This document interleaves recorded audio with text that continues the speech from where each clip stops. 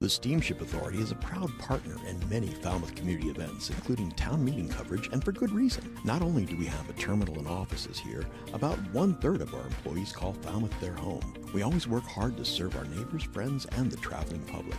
We recently put 7 new electric buses into service at our Falmouth parking lots.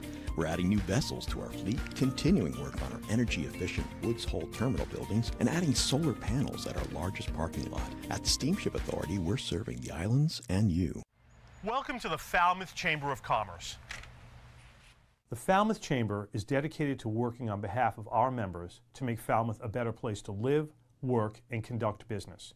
We are committed to developing the economic, cultural, educational, and civic interests of our community and welcome the support from all organizations to achieve our combined goals. Whether you call Falmouth home, are a summer resident, or a visitor, we hope you take advantage of all that the Chamber has to offer. Hi, it's Brendan from Crane Appliance. Since 1983, our goal as a family-owned company has been simple: to give our neighbors on the Cape and Islands a great shopping experience. Rest easy knowing our professional team will listen to your needs and help you pick the perfect appliances for your home. At Crane Appliance, we know how difficult appliance shopping can be. Our team is here for you. Crane Appliance, we call the Cape and Islands home.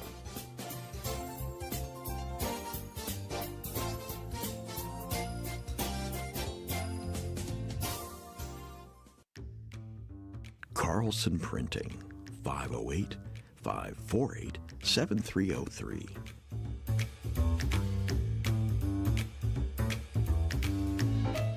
Our email address is carlsonprinting@gmail.com. Carlson Printing, for all your printing needs. John's Liquor Store, 729 Main Street, Falmouth, 508-548-2287.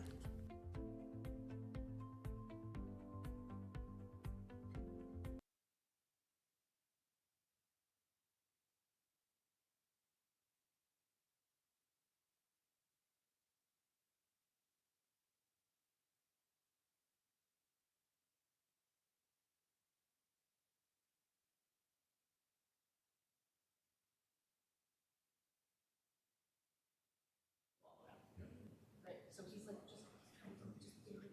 And usually that would not be an issue apparently. This year they have more people that might have slots sign up. So is it, I wonder how competitive varsity golf is compared to soccer and basketball and stuff.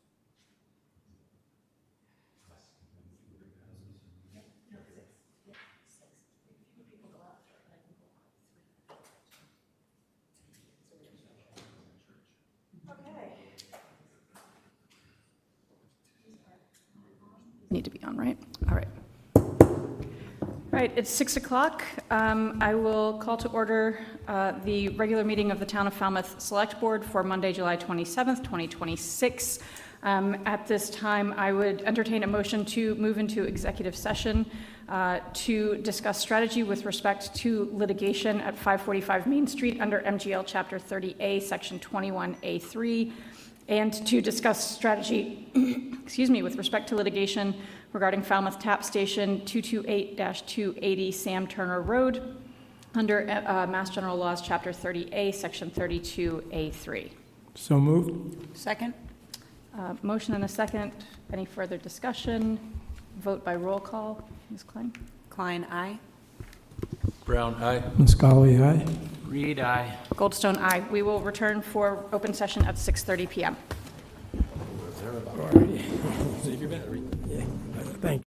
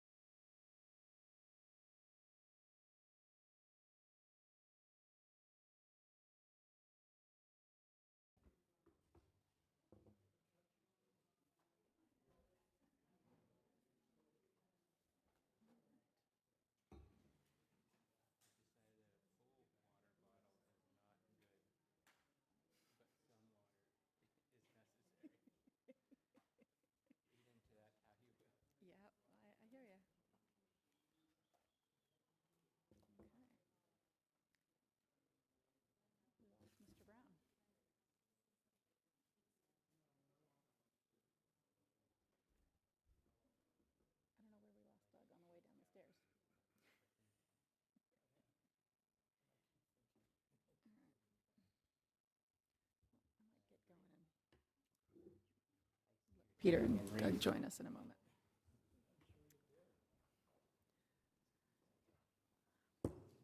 All right, since we're already behind schedule, I'm going to call the open session to order, and Mr. Brown and Mr. Johnson-Staub will join us in a moment.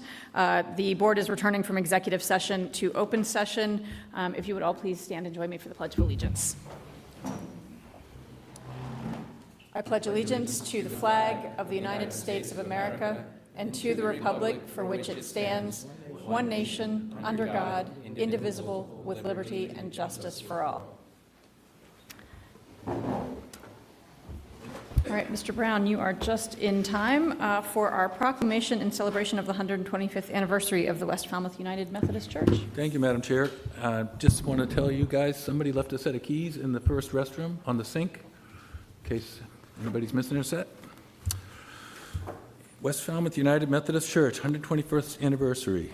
Whereas Methodists began meeting in West Falmouth in 1850, forming a growing faith community that first gathered in homes and later in the old schoolhouse. And whereas the congregation built its first church in 1857, an Italianate-style structure that served as a center of worship and fellowship. And whereas after the original building became unusable, a new church was constructed across the street and dedicated on July 9th, 1901.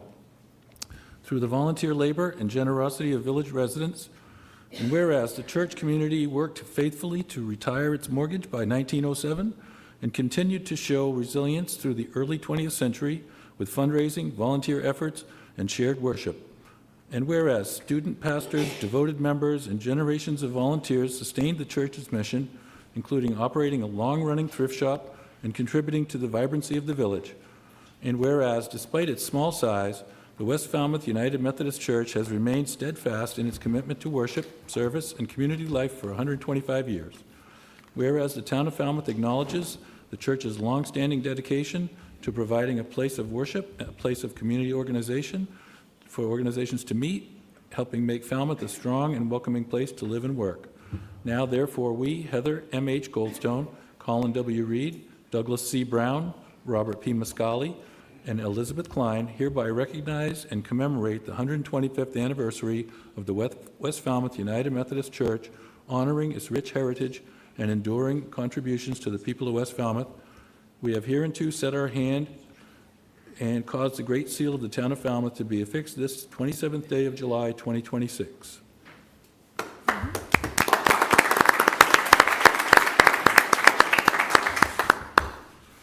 There's another beautiful building built by Fred Bowman. I can tell you that thing is really built well. I worked on it, did some renovations over there, and such a nice group of people, too. So, Do we have anyone here on behalf of the church that would like to receive the proclamation? No. Okay. I was remiss and trying to get things started quickly, missed a couple of announcements. Do please silence your cell phones. And if anyone is making an audio or video recording of this meeting, then I see you. Please notify the chair. The placement and the operation of the recording equipment should not interfere with the conduct of the meeting. Okay. We will move on to recognitions. Are there recognitions from the board? Mr. Brown?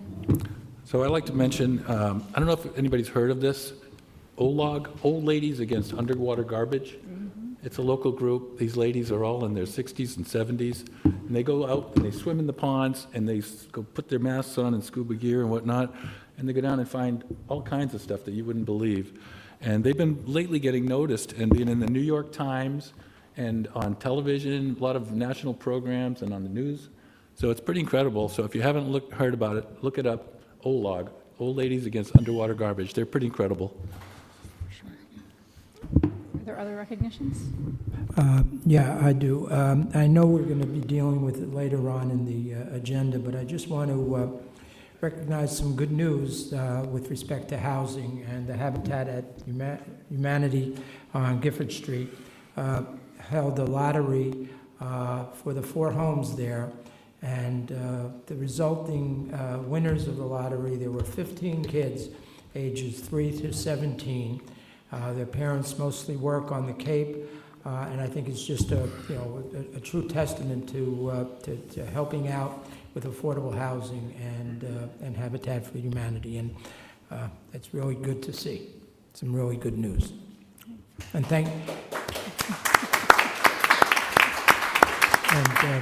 and thanks to our housing coordinator for bringing us that good news. Thank you. Ms. Lang? I want to recognize the individuals who later last week in town, there were a couple of incidents where lifeguards were involved in an attempt to help an individual in distress. And then later on, within that same 24-hour window, we had our fire department respond to a house call fire. And so just want to recognize all those in Falmouth who are helping to keep our community safe, our firemen, policemen, and those lifeguards, really critically important in this summer season. Would second that. It's been a very busy summer and a very busy few days, and will also add my plea to all of our residents that when you hear sirens, please move out of the way. I live near some of the emergency routes. I've been hearing a lot more of the honking of the horn as well as the sirens, and heard from some of our responders that they're having more trouble than usual getting through. So please do move aside for our emergency responders. Announcements. Go right ahead. We have a great upcoming community event on Saturday, August 8th. We are having North Falmouth Porch Fest again, and that event, if you're not familiar with it, is a great chance to see some local music.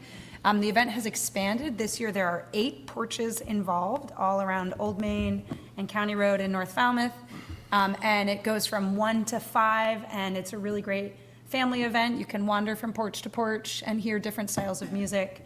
And so hopefully the weather cooperates for a terrific day for the community. It's a week from Saturday, yeah, and including my porch. Including your porch. Okay. I wonder if that's the one, my husband's band is part of that. I wonder if it's Well, on your we'll check porch. it out.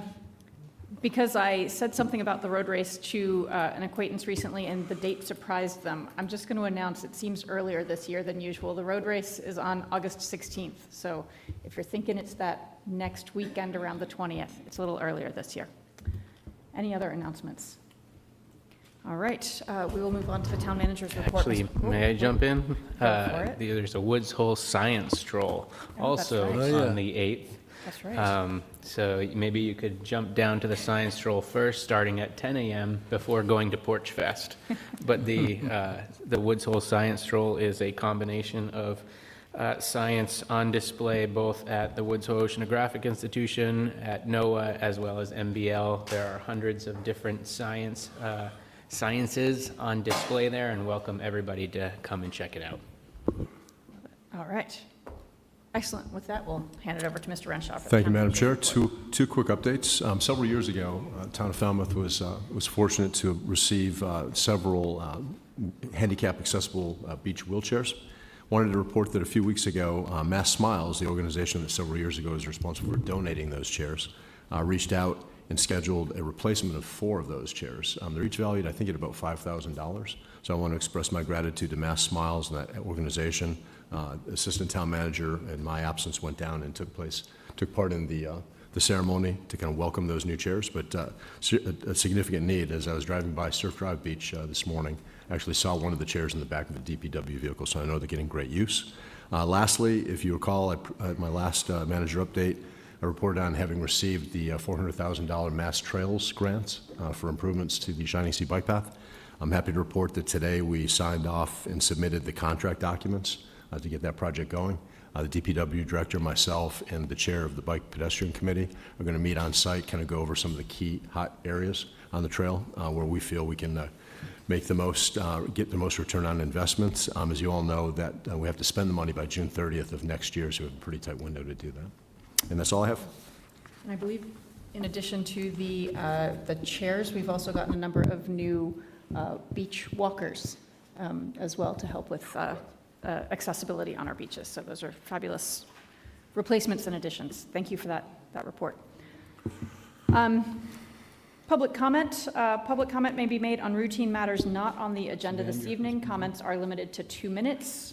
Please introduce yourself, and since the matter has not been included on the agenda, the Select Board may not participate in discussion on the topic. Do we have anyone here? I see Mr. Doobie for public comment. We're at 199.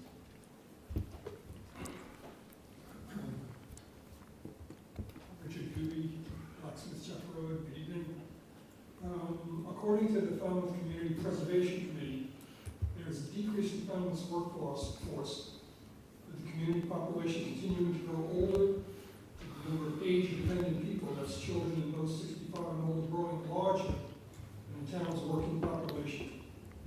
A 2022 report by the Concord Group and presented by the Housing Assistance Corporation stated that by 2026, the Cape region will lose over 800 families whose income is $100,000 or less each year, and that most people who work on Cape Cod commute. Falmouth's housing production plan for 2024 states that 18% of households in Falmouth are under 45, with the state average being 38%. The plan also notes that there has been a 35% decline, which is 1,600 students, in the Falmouth public schools in the past 20 years. Young adult residents ages 25 to 44 decreased from 30% to 18%. The most significant increase is the population of Falmouth adults aged 65 and older, from 19% to 34%. Nearly 19% of all households consist of adults 65 plus living alone in Falmouth. What does all this mean? Falmouth is an aging community with a shrinking workforce. We are becoming a smaller, older community, yet our town government seems to be planning for a growing, more vibrant community. When the demographic showing the most growth is 65 plus, plans for a $100 million school renovation and a 45,000 square foot police station seems at odds with the town's profile and needs. As of June 1, the median sale price for a home in Falmouth was $924,530. When the average growing 65 plus generation is gone, who's going to buy these homes they vacate? These are not homes for teachers, firefighters, police officers, or nurses. Even 2 MAIs can't come close to affording the price. In all likelihood, more and more homes will become second homes for wealthy families. We will be following the Nantucket plan. I would ask the town management, the select board, and even town meeting address the needs of the town we are, not the town we would like to be. Continued overrides and debt exclusion borrowing burdens the growing population of 65 plus citizens to the point of forcing them to sell even sooner than expected. Mr. Doobie, if you could please, you're at 2.5 minutes, Mr. Doobie. It's time for our elected officials to offer creative, realistic plans for guiding Falmouth's future. Thank you. Is there anyone else for public comment? Either one is fine. Hi, Art Dutch, sorry to have, just turn the mic Can, it's a, Switch on the side. On the top. on the, Actually, the other one's better. That's it. No? Yeah. Can you hear me? Yes. Maybe you could just use that one. It's probably better anyway. We shouldn't even have that mic there. I was going to say. All right. Art Gutch, Terry Lou Ave, East Falmouth. I'm here to talk about spending, primarily. I've been in Falmouth now, I guess, 5 years, and I'm trying to understand how you guys work things. By the way, I want to thank all of you for serving. I know how hard it is to be on the select board. I guess I got a little bit concerned when I saw the police station. Now, I'm a big supporter of the police station, but when I left Sudbury, or just before I left Sudbury, we built a police station for $8 million. And I know Sudbury is half the size of Falmouth and only has 35 policemen, but that's what got me thinking about spending. So I've been participating, I've spoken to a few folks, and I went to a couple meetings, and I'm trying to understand how you work your process. So I'm concerned about the current spending plan or potential spending plan of almost $1 billion over the next 10 years. I know it's potential. I also just want to point out that we will be discussing the capital plan later this evening. I know, So I if know this that. is on that matter, Yeah. that should So come then. before all this, I started thinking, well, what has the town put in place from a vision perspective and a planning perspective that the select board looks to when you're looking to prioritize these things? And I noticed that the last plan was done 10 years ago, and since then, the board creates strategic plans periodically based on what you hear or what you believe is in the best interest of the town. So the first thing is, I would hope, and I think you're planning to do this before November, I would hope that we'd have some transparency on where you believe the priorities are for spending in the town. And secondly, I would hope that the town would have an opportunity to voice its opinion on what it thinks the town should look like for the next 10 or 20 years versus what was put in place 10 years ago. I'm a big believer in, infrastructure and making the town better and all that stuff, but I think we need to have some more transparency, and I think we need to see that in some form of a workshop before November. Thank you. Is there anyone else for public comment? Okay, thank you. All right, we will move on to the consent agenda, starting with licenses.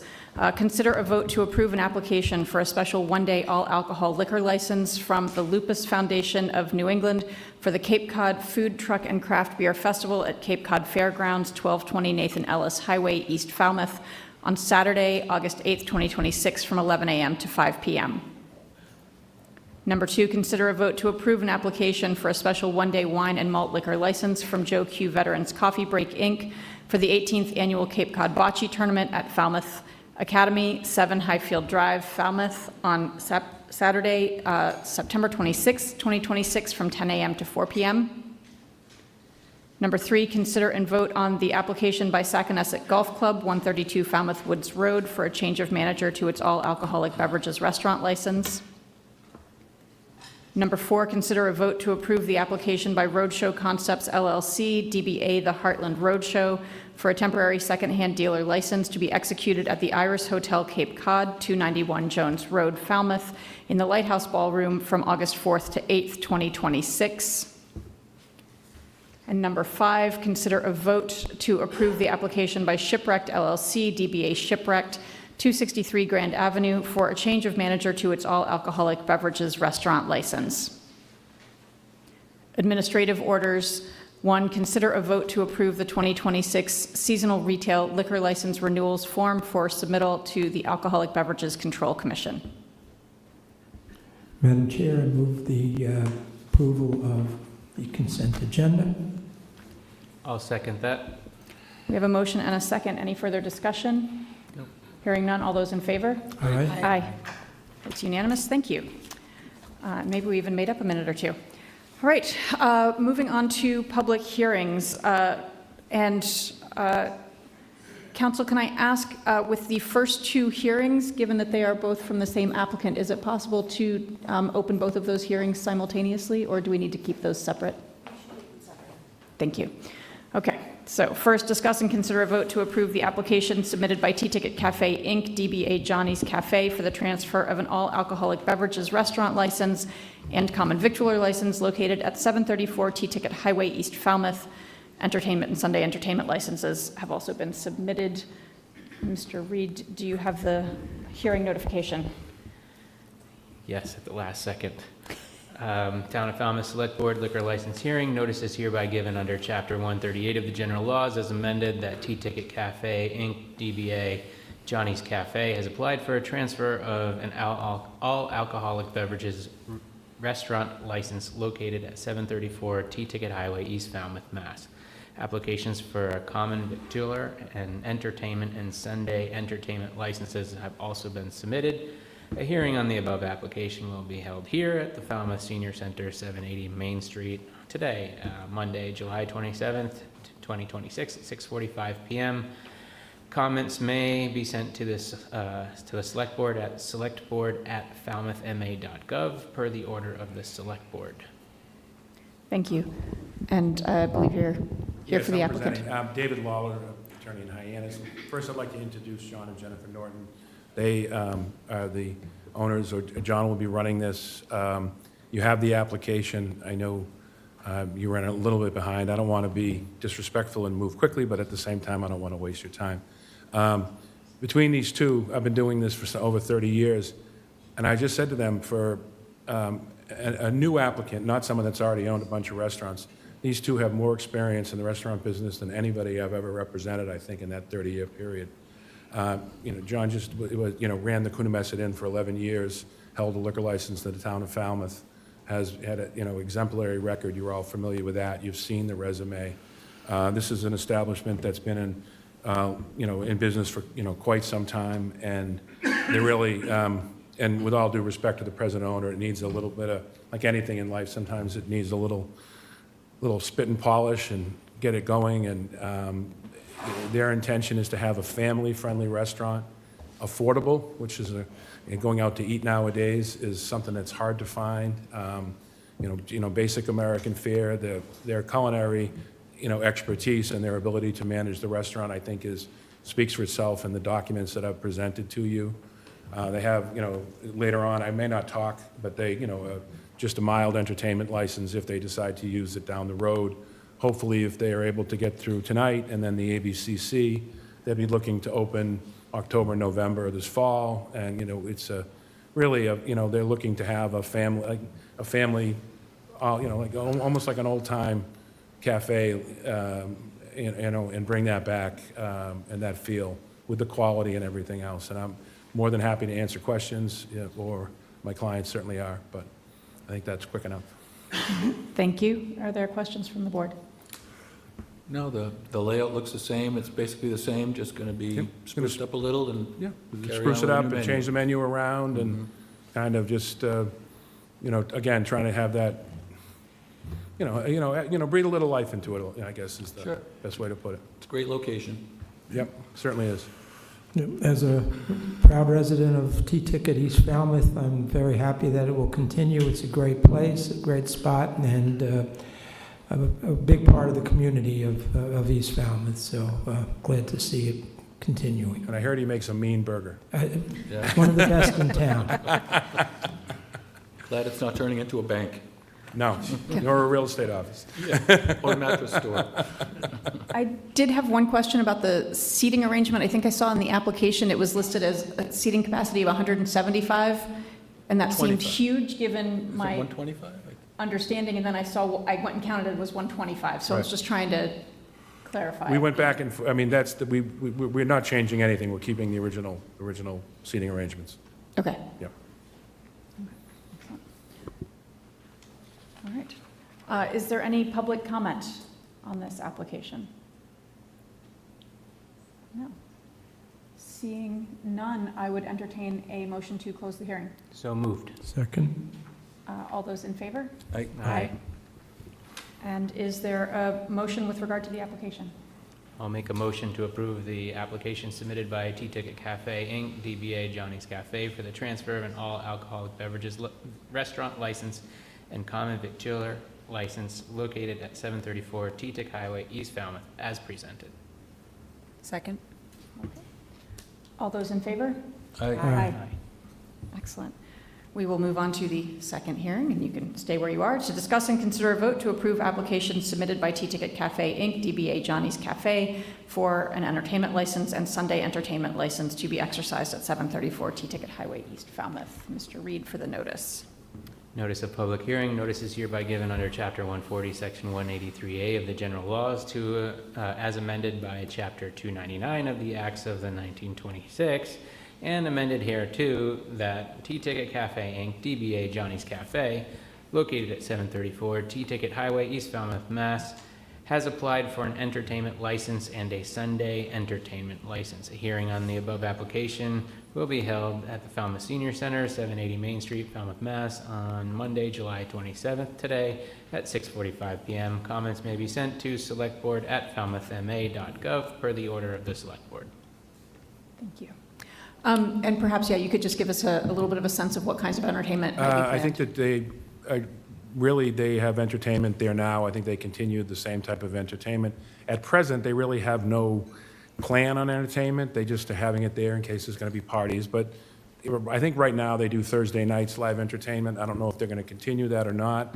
The restaurant's going to be open year round, which is I think super important, for towns on Cape Cod, because we need that. And they don't have in the works any schedule. I mean, it's out, but they do want to maintain what they have now, the present entertainment license, but it's not going to be a big portion of the business, and it might just be reserved for special events, and maybe if someone rents the place out, they could reserve if business dictates, maybe they'll continue on with Thursday nights or something like that, but they just quite frankly don't know.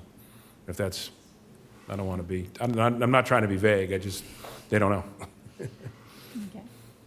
Can we just clarify, it's going to be all indoor entertainment? Yes, all indoor, yeah. Okay. Yeah. Okay. And he understands the town bylaws with respect to noise, and Okay. again, he ran, the Coonamessett for 11 years. He's very familiar with the rules and regulations of the town of Falmouth. Are there any other questions or comments from the board? No? Motion to close public? Well, Oh, I'm going to sorry. just see if there's any Yeah. public comment first. Seeing none, go right ahead. Motion to close open session, public comment session. Second? All those in favor? Aye. I too will make a motion to approve the application submitted by the T-Ticket Cafe, Inc., DBA Johnny's Cafe, for an entertainment license and a Sunday entertainment license to be exercised at 734 T-Ticket Highway, East Falmouth, as presented. Second. All right, motion and a second. Any further discussion? Hearing none, all those in favor? Aye. Aye. It is unanimous. Best of luck to you. Good luck. Yeah, thank you so much, and since they're paying me one last plug, we hope to see everybody, and we welcome everyone here and everyone on television. Come down and give us a try. It's going to be wonderful. How Thank about you. that fried bologna? Is there 2 slices? 3. Oh, 3, all right. Good things happen in threes. Good night now. Thank you. Thank you. Okay, last public hearing is a wetland dock hearing. Consider the application of Peter and Mary McManus for permission to construct a fixed pier with ramp and float that will extend 92 feet seaward of mean high water into Perch Pond located at 113 T-Ticket Path, Falmouth. Thank you, Madam Chair. Sorry, just 1 second. For legal reasons, we need to read the hearing notice. Public hearing notice, the Falmouth Select Board will hold a public hearing under Section 240-14.8 Wetlands Regulations of the zoning bylaws of the Town of Falmouth on Monday, July 27, 2026, at 6:45 p.m. in the Old Silver/Surf Drive Program Room, Falmouth Senior Center, 780 Main Street, Falmouth, on the application of Peter and Mary McManus for permission to construct a fixed pier with ramp and float that will extend 92 feet seaward of mean high water into Perch Pond, located at 113 T-Ticket Path, Falmouth, Mass. Area affected is Perch Pond. Interested parties may review the file on this application at the office of the Select Board per order of the Falmouth Select Board. Excellent. And now over to you, No, sir. thank you, Madam Chair. Members of the board, for the record, my name is Michael Borselli from Falmouth Engineering, and I represent the applicant. With your permission, I'd like to show the plan up on the screen. Sure. Please do. The McManus own the property at 113 T-Ticket Path. It has frontage on Perch Pond, which is a inner water body off of Gray Pond. There are several existing private recreational pier ramps and floats on this water body. The McManuses would like to construct this dock for private recreational purposes for boating. I can show you some of the details. The pier itself starts on the upland in the grass area, and it makes its way across a narrow stretch of salt marsh. It then is fixed out to this position where a 3 by 16-foot ramp is affixed to a 10 by 10 float. The entire structure is made of timber and is supported by timber pilings. There is a profile of the dock on the second sheet. If I can get to that for you. And if you look at the profile view, you will see that it is pile supported. It is elevated at the very beginning to provide access for public beneath, and then it lowers to a lower level, and then it terminates with the ramp and float. As we typically do on these projects, we first consulted with the harbor master. He has no issues with the dock as they relate to navigation. As is also typical, we applied to the Conservation Commission, and they issued a favorable decision and order of conditions allowing for this to proceed to you tonight. And if we are successful, we will proceed to the state for a Chapter 91 license. As is often asked by you folks, we have done analysis of what percentage of water body this crosses. The overall width of the water body is 440 feet, and this extends out approximately 92 square feet, or just at 20% of the water body. This is typical construction. You've seen me submit other applications similar to this, and we believe that it's approvable, and I'm here to take any questions. Thank you. Are there questions from the board? My usual, how wide is the water body there? The water body is 440 feet, Thank you. and the length of the pier is 92, so it's less than 25%. Got it. Thanks. Any other questions? Ms. Klein? I think this is maybe more just for my clarification, understanding, because this is the first time I'm going through one of these. So there's, the order of conditions are the things that the property owners need to do. And then who follows up on that, just procedurally, just for my understanding? I'm happy to answer that. Yeah, go right ahead. So the process starts with the Conservation Commission, because you want to see that the Conservation Commission is satisfied that there's no environmental issues. And they issue an approval called an order of conditions. And it basically sets out, they approve this subject to certain conditions. When the work is complete, we submit an application to the Conservation Commission called a request for certificate of compliance. They then inspect it and make sure everything was done in accordance with their decision and built properly in accordance with the plans. And then they sign off, and then the process is complete. Thank you, appreciate that. Yes, Mr. Brown? With a new dock in Perch Pond, do you issue like a disclaimer to the folks that it's going to be very challenging to get a large boat out of the channel? The McManuses are very much aware of that. In fact, they're interested in exploring with the neighbors. Again, I think it's been explored on a couple of occasions, the potential to dredge that entrance, because it's true.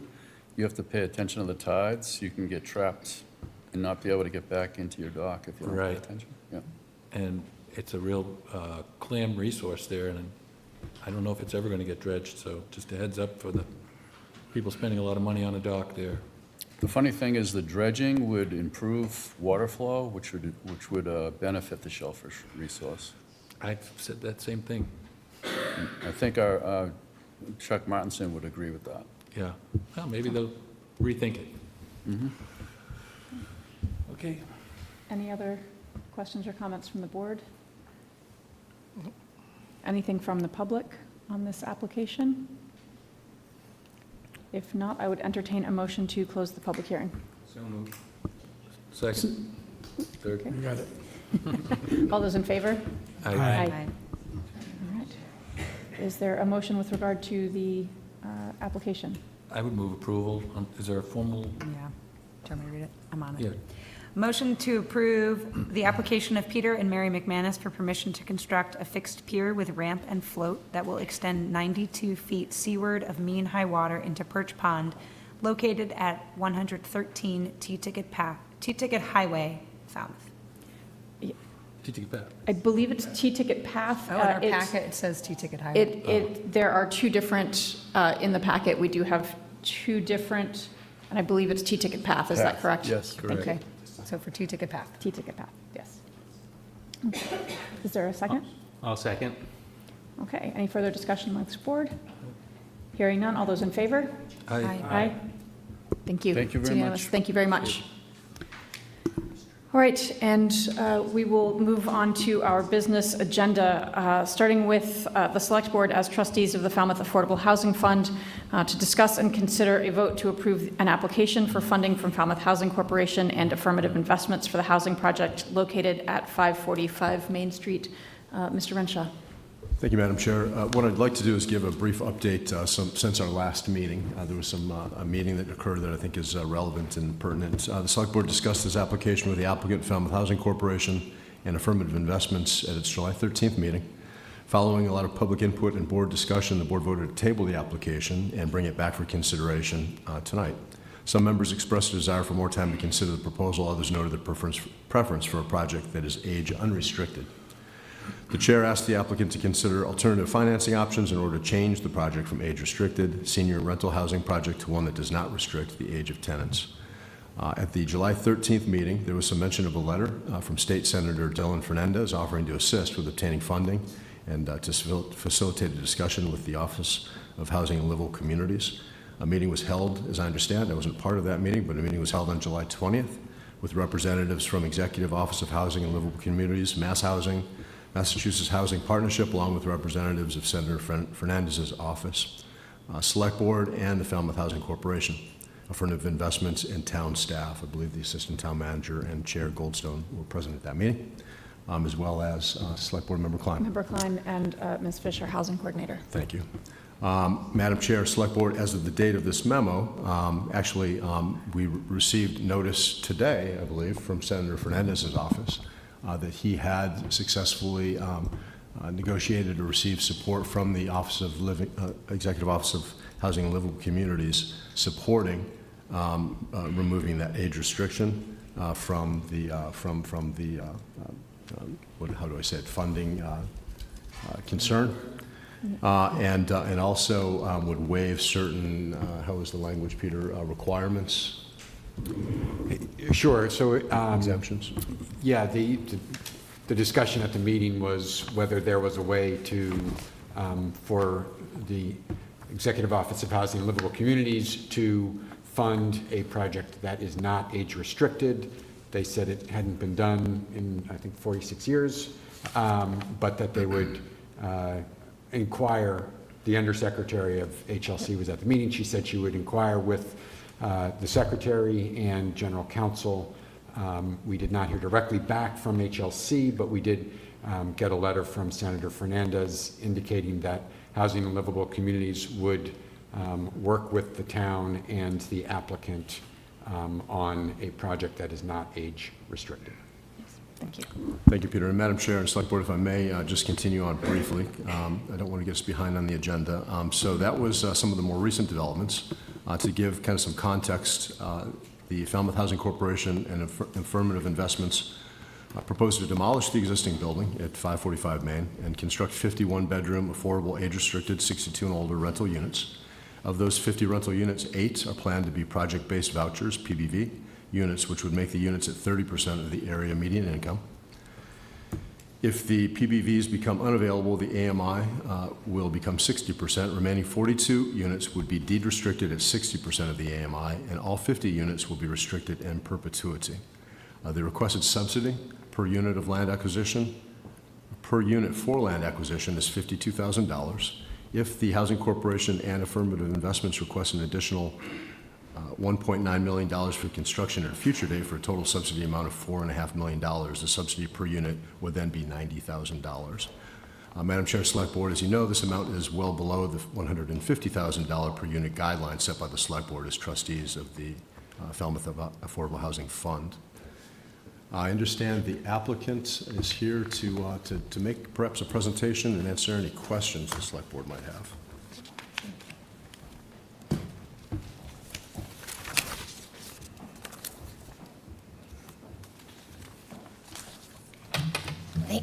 Excuse me. Thank you. I'm Tara Mizrahi from Affirmative Investments and Linda Clark from Falmouth Housing Corporation. I'm going to stumble a little bit because Mr. Renshaw said a bunch of what I was going to say just to bring people up to speed on what we've been doing in the last week and a half.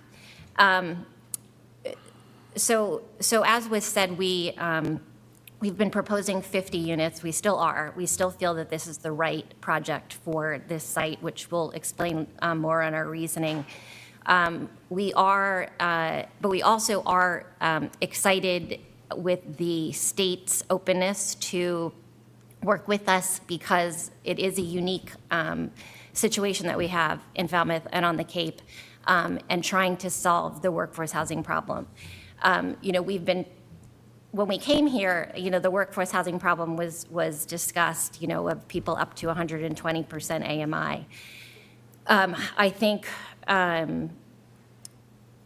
I think we would really like to get into we're proposing to go into a formal working group with the town to really understand who is it that needs housing, what do we have right now that's available, what is vacant, because there are units that are vacant, that could serve workforce housing, and really understand the problem so we can be creative in the solution. So it wouldn't be for this site, but this isn't the only site that the Commonwealth is offering this option for, but it would be in the future, and it would be deliberate. We're proposing 50 units of senior housing here because we truly believe it's the strongest fit for the site and the surrounding market. As some people talked before, that we have a lot of seniors here. Nearly 85% of our wait list is for one bedrooms, and 81% of those are applicants over the age of 62. We currently have 979 seniors on the wait list at our properties. The Falmouth Affordable Housing Working Group, the Affordable Housing Committee, and the CPC have all voted for this senior project to move forward. We did talk, actually I'll skip over that because we talked about the state waiving this and the meeting. I think it's important to understand that at that meeting, what was requested by Chair Goldstone is, can we just take the project that we have and build the same thing, but with no age restrictions? And leaving apart we wouldn't be able to build 50 units because we would have to build a smaller building and build more parking.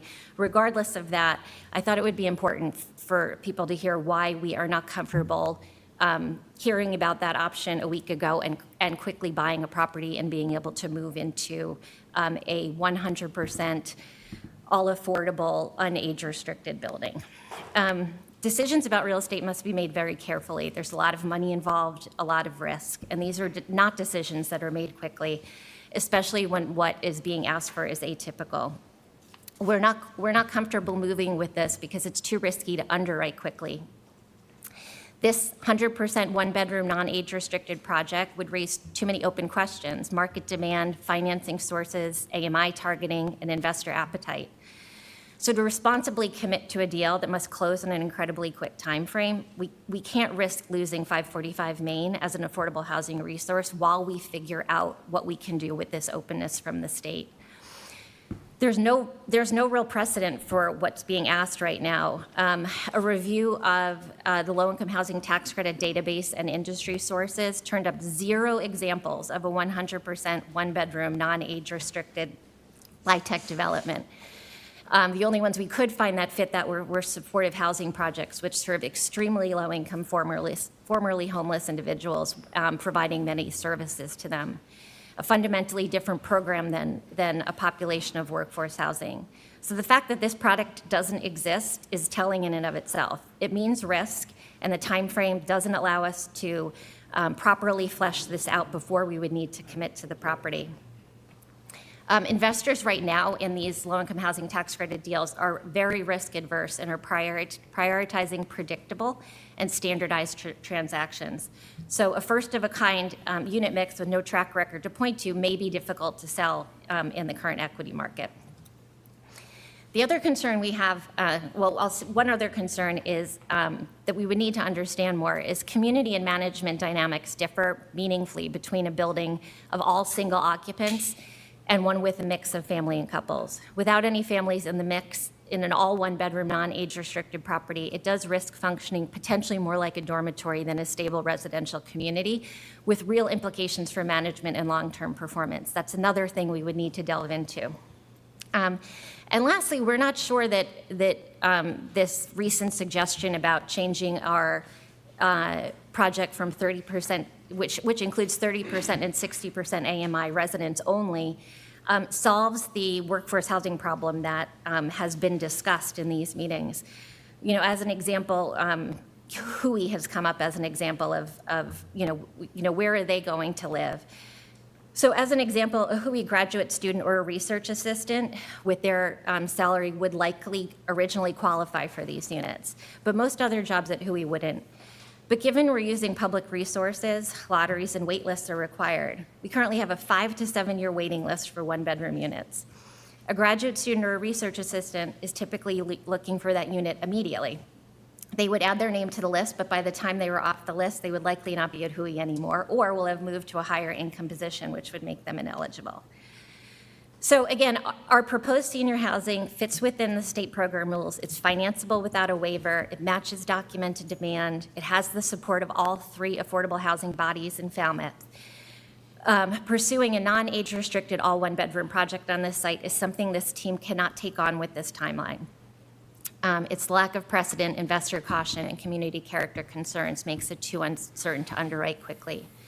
But at the same time, we are excited about the Commonwealth's excitement about looking at different opportunities for us in Falmouth. So we really would like to work with the town to figure out how to fit that. But we need to be careful, and we need to make sure that we do it right, deliberately and thoughtfully. I'm just going to turn it over to Linda, who's just going to give a little bit of data on the senior need. Good evening, Linda Clark, Falmouth Housing Corporation. Just to give you some key points on senior housing. Currently, as Tara mentioned, we have 1,200 individuals on our list, over 900 which are seniors. The next one-bedroom senior applicant that would be selected for an available one-bedroom applied in August of 2019. That would be a 7-year wait list. That would be the next person on our list that would be housed. They applied when they were 69 years of age. They're now 76. 94 seniors have applied for a one-bedroom senior unit so far in 2026. So that would be January through July. I checked the wait list today. If you average this out, we can expect an additional 67 applications by the end of 2026, which would bring the number up to 161 applicants in 1 year, which would be 2026. According to the Falmouth Housing Production Plan of 2024, single-person households increased by over 1,000 households from 2000 to 2020, a 30% increase. Single-person households comprise of 1/3 of all family households. 57% of all single-person households in 2020 were 65 years of age and older. Location, we talk about the location. Main Street, the benefit to seniors is in a downtown location. Direct access to public transportation and close proximity to grocery stores, pharmacies, banks, hospitals, senior center, library, etc. According to the town manager's monthly report for the month of June, there were 53 new participants enrolled in the senior center. That brought it up to a total of 9,528 members at the senior center. Jill Bishop sent a letter in of support to the Board of Selectmen this month. It was dated July 8th. Quoted, "Many of the older adults we serve can no longer maintain or afford the homes they have lived in for decades. They want to remain in Falmouth, close to their families, friends, and community support. But so often, they find there are few affordable housing options available to them. My hope would be that the Select Board support the senior residents of Falmouth that have lived and worked here most of their lives, if not their entire life.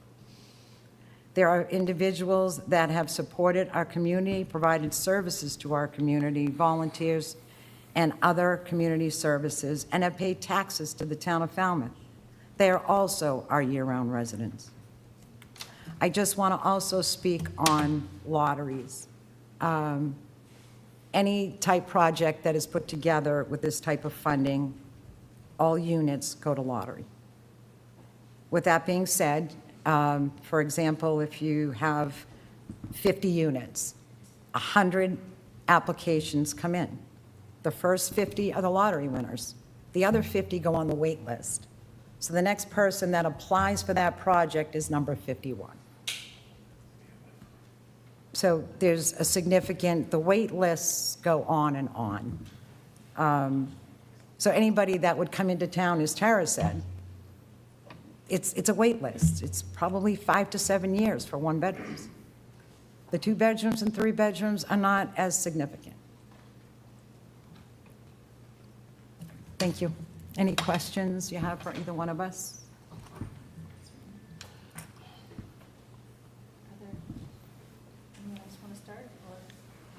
Well, I'm just going to make one statement.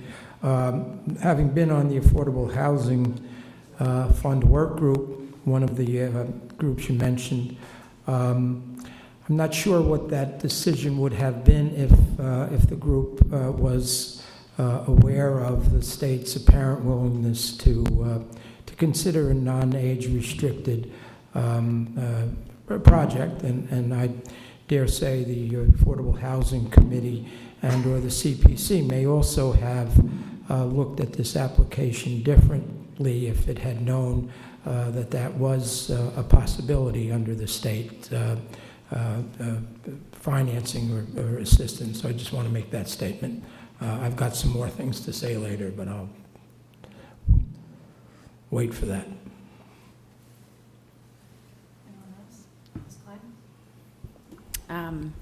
Yeah, so I've spent a lot of time thinking about this project in the last 2 weeks.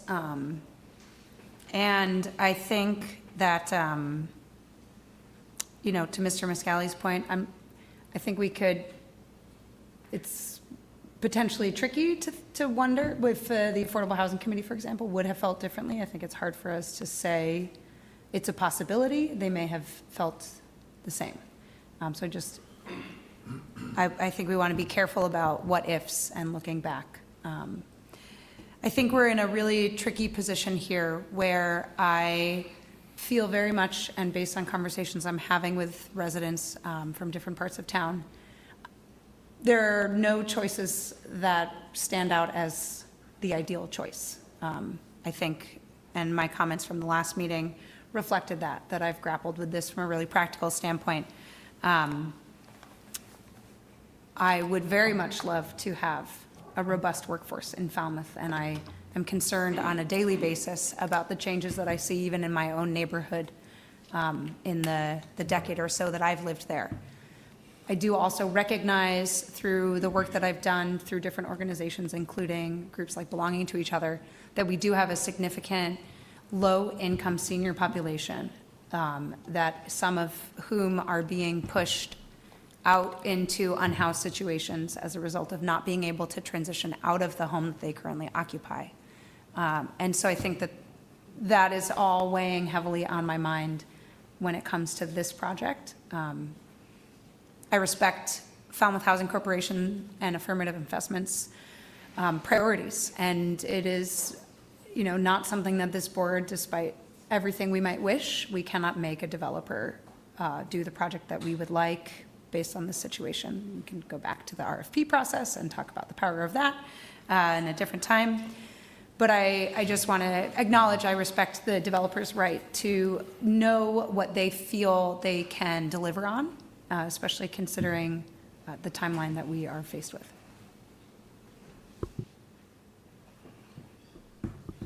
I'll jump in a little bit. I think I outlined my consternation at the last meeting. Having sat on many affordable housing and housing groups, I understand the absolute need for everything across the board. The decision is actually less about whether Falmouth should be building affordable housing. We've clearly and consistently say we should, and we have been. And it's more about whether this particular proposal represents the highest and best use of a limited public resource. So we're asking, $2.5 million at the start. It has been identified that this group will come to us for an additional $1.9 million for construction. We're acting as a trustee of the Falmouth Affordable Housing Fund. We have the fiduciary obligation to determine whether this expenditure best advances the fund purposes. To clarify a little bit, yes, we have talked workforce a little bit, but restricting to the AMIs as you have stated, we're not talking about the WHOIs, we're not talking about the healthcare, we're not talking about the engineering when we say that. I think what we're talking about is the low-income wage earners who meet those AMI levels that are here for part-time, the people that are working in our coffee shops, the people that are working in our restaurants, the people that are working at our retail shops. And this is what we're talking about when it comes to how do we keep these people here. There is... To be candid, we're in a damned if we do, damned if we don't situation. There is no wrong answer here, it's just not the best answer. My colleagues here have outlined the need that we need to support these wage earners who are, and we have people with signs in the front here saying workforce housing. I agree.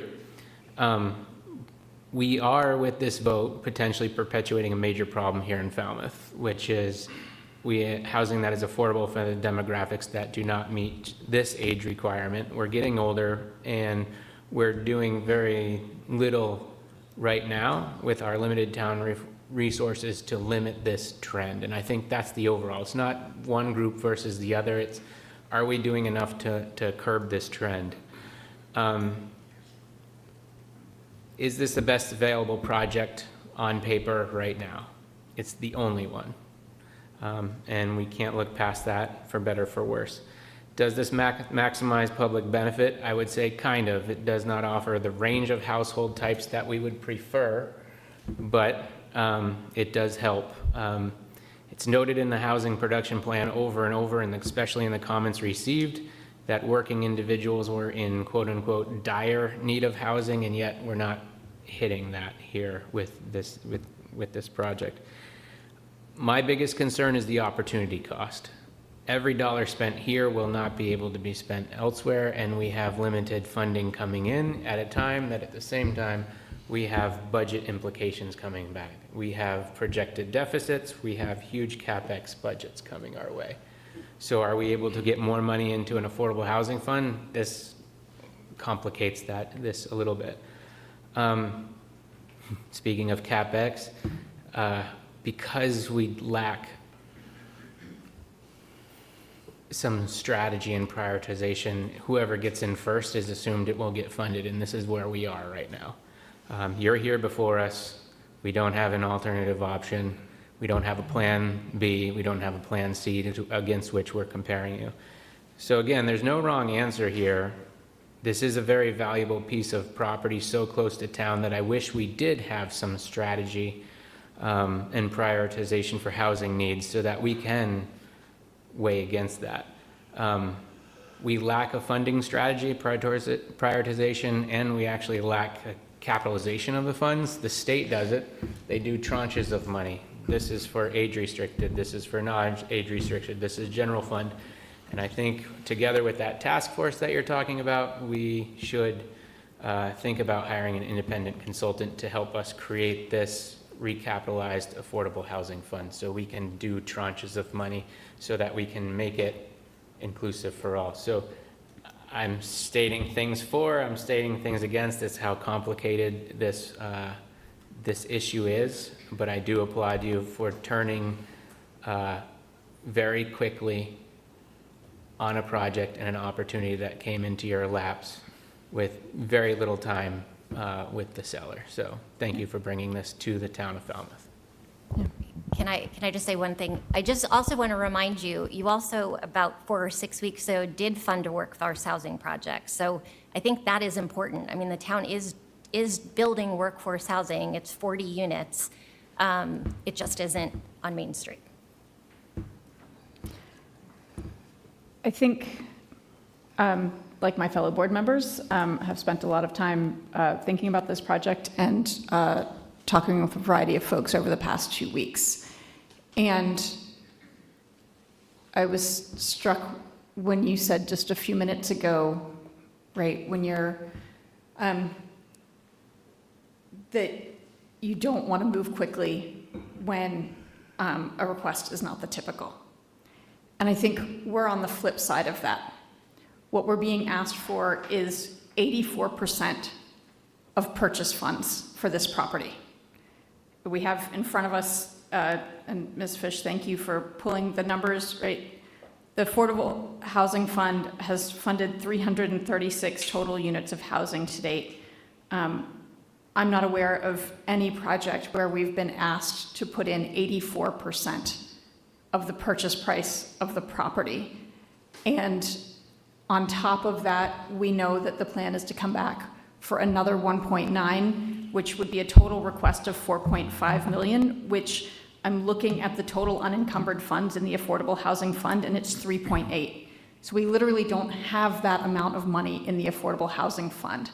So this is asking for a stretch on two fronts, a really unusual amount of money for the purchase of the property, and then a total amount of money that is a stretch and frankly a leap of faith for our Affordable Housing Fund, and also comes with, as Mr. Reed said, incredible opportunity costs in terms of what else we might be able to consider in terms of affordable housing. And so I think that's where my desire to really push and ask, how much benefit can we get from this? Because this is a pretty extraordinary ask. What is the extraordinary benefit that we're going to get from it? And that is not to say that we do not need senior housing. That is not to say that we don't need, not to say that every project can be expected to meet every need.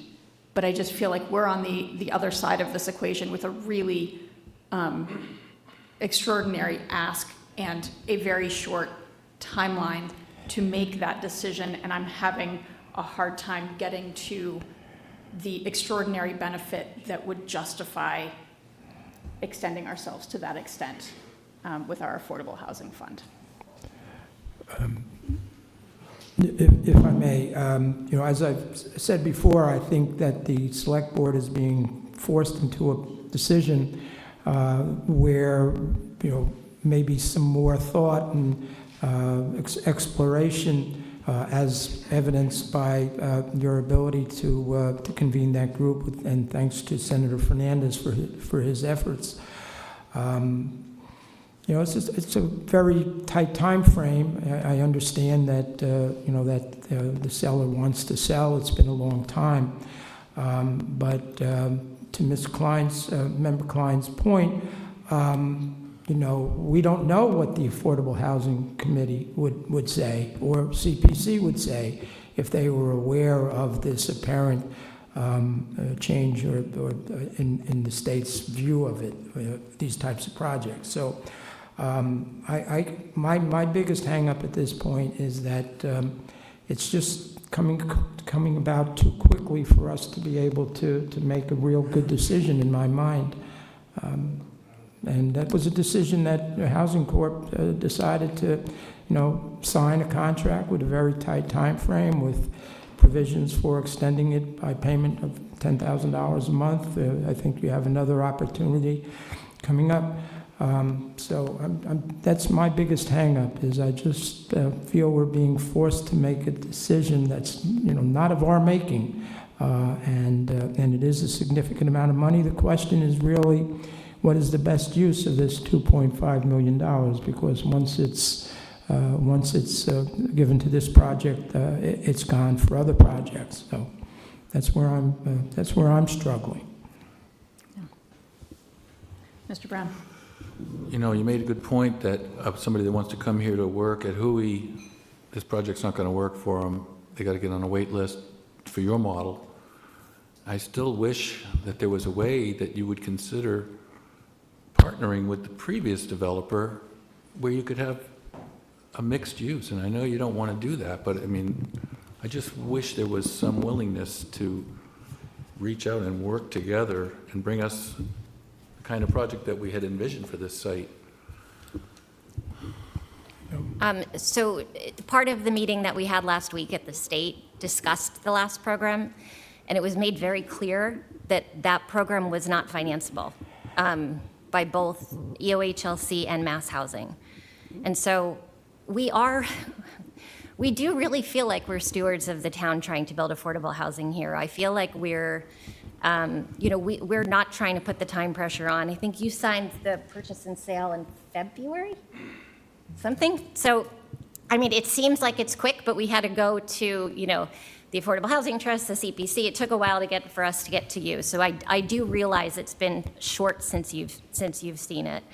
I think, unfortunately, we just feel we're about to, we are willing to, we realize you might not vote for this, and we're willing to walk away, but we are, but if we cannot build senior housing, I cannot in good conscience, we are a small company, they are a nonprofit, I cannot in good conscience buy this property with the idea that came out last week, knowing no one has done this in the country, right? I cannot put ourselves at that kind of risk. And so if that's where it is and we can't fund it, we're willing to walk away. I do think it's important. I realize that you don't have all of the money. I think it's important to realize our intention was to ask for construction money. I think we certainly can look at other sources later. We still are asking. I don't think we can change our request for acquisition funds.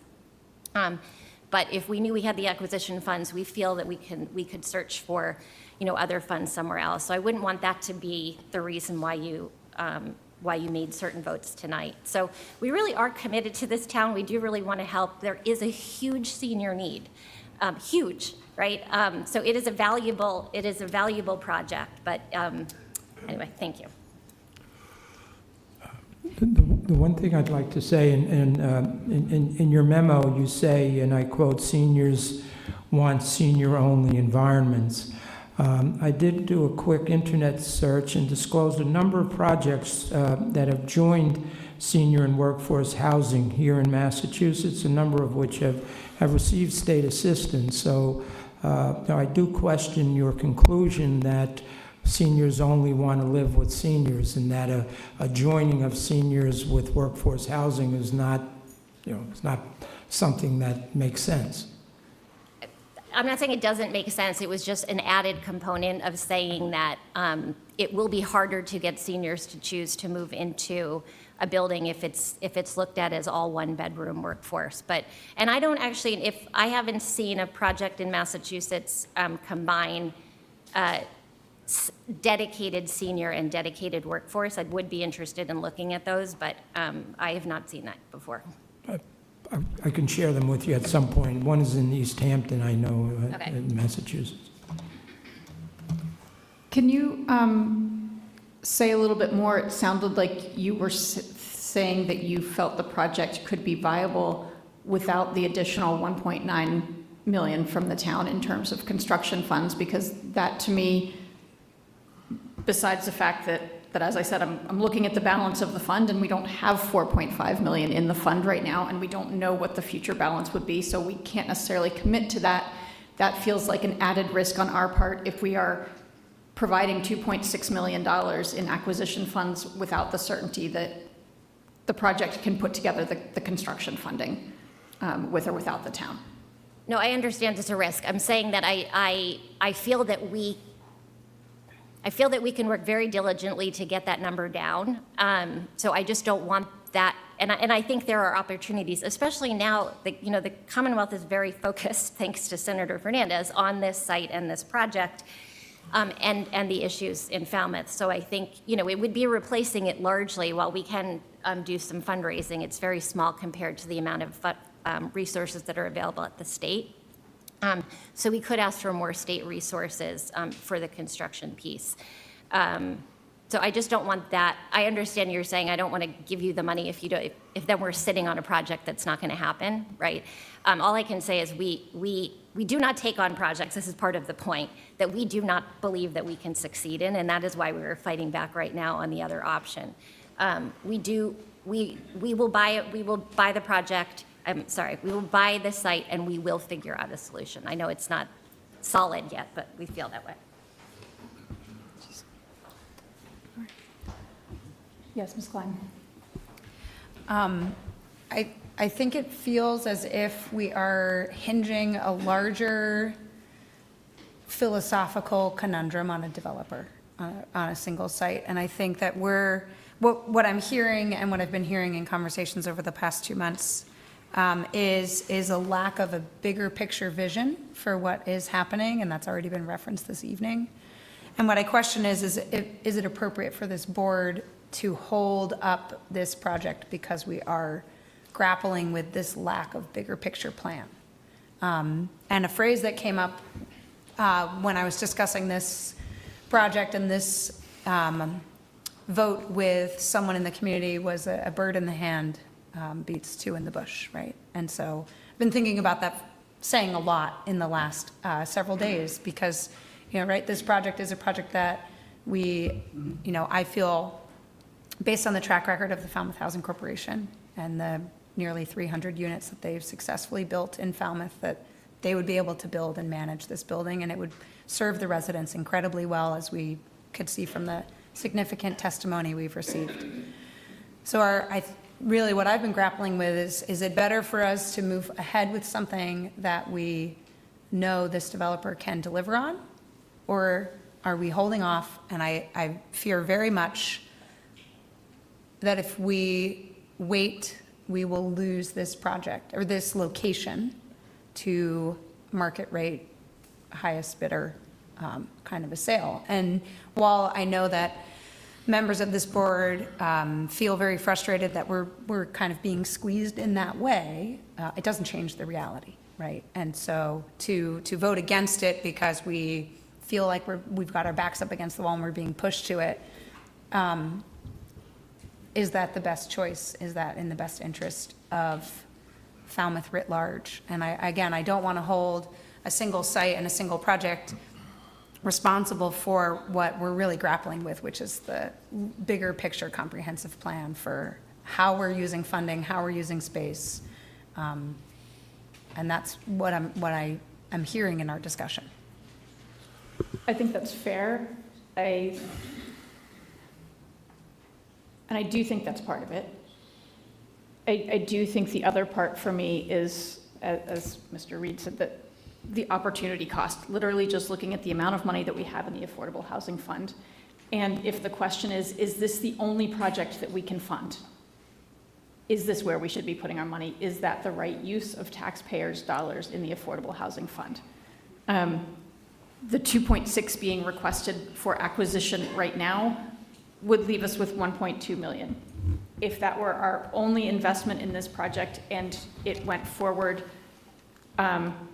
without an additional investment from the town as currently proposed by the developer, one thing that has been said is that as seniors move from their other homes into these units, that would create other homes in our community, potentially for families. I think there's an opportunity in that case to work proactively to try to connect those folks moving out of those homes with Falmouth Housing Trust and the town for a buy-down program to actually make sure that those homes become affordable homes, not that they get gobbled up by market rate and higher buyers, right? But that would require a further investment from the town for that buy-down. And if we have no money left, we forgo that opportunity for those units. There's just, if we spend all of our money on this 50 units, there's a lot of other opportunities that we're forgoing. And so it's with that extraordinary draw on our resources that I'm really hitting a stumbling block. Well, as you know, I am a big supporter of the previous project, and I've tried every single thing I can think of to try to make that work, and I don't think I've been very successful. And I agree with Ms. Klein that the bird in the hand is better than one in the bush, and 30 to 60% AMI for seniors is a pretty good return on investment for 50 units. So you can't deny that it's a good project. I wish we could have the other project, but we can't, apparently. Given our last conversation, it doesn't seem very hopeful.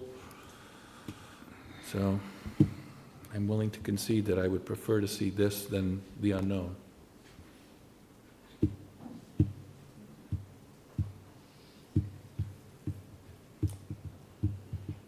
Can't just say no without a plan, right? All right. Are there any other, let's say, questions or comments for the applicants? No? So, In respect to a lottery that would take place if the board so chooses to approve this project, what would happen is any seniors that we have living in our buildings, we do have some. We would certainly encourage them to apply for the senior housing. In the family units to open up? Yes, in the family units, to open up units for family occupancy. I see one of my tenants in the audience. She was here last week. I didn't know she was coming again. She came from one of our unage-restricted one-bedrooms, and she's over at Scranton, Maine. I have a question for the applicant before you go. The construction cost, just back onto that point, the 1.9, would you still proceed with this application knowing that that is not guaranteed? We would. Would you still go ahead with it if you knew that you were not going to get it from us?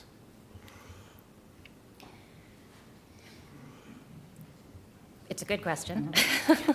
I mean, I think my hope is that we've established enough credibility here in all the projects that we've done, and that we are open and truthful and honest, and we have a very great relationship with the state. We're happy to get on calls like this again, and we feel that if we show that we've deliberately pulled as much money out of the state as we possibly can, and we still have a small gap, we would hope that you would entertain that option.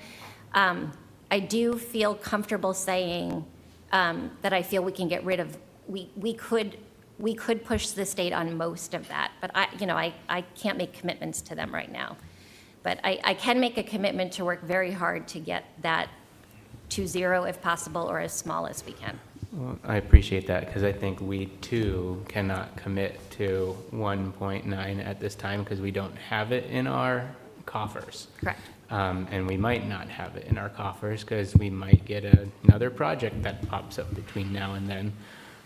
So I would hate to see this fail if we say yes tonight and then there's no construction funds. Well, and we won't want to see it fail either. Once we purchase the property, we are putting lots of money in it to get it ready for funding applications at the state. I mean, this is, there's millions of dollars of our own money in pre-development costs, so we don't want it to fail either. Roger that. Thank you. Yep.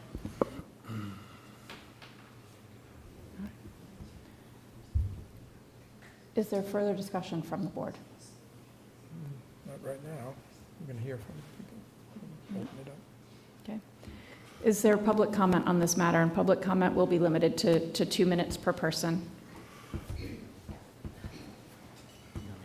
That would be great if you would run the timer.